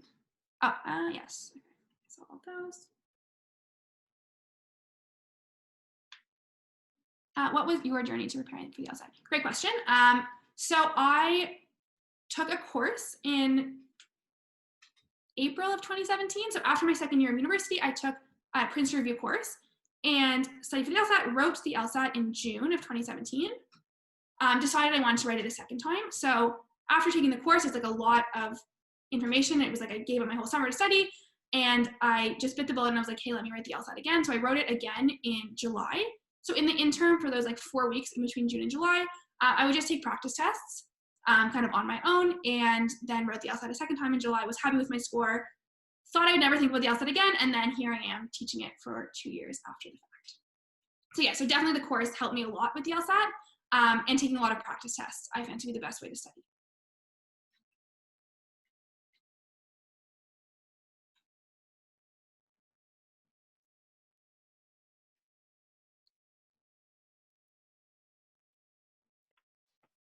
Any other? Are there any more questions?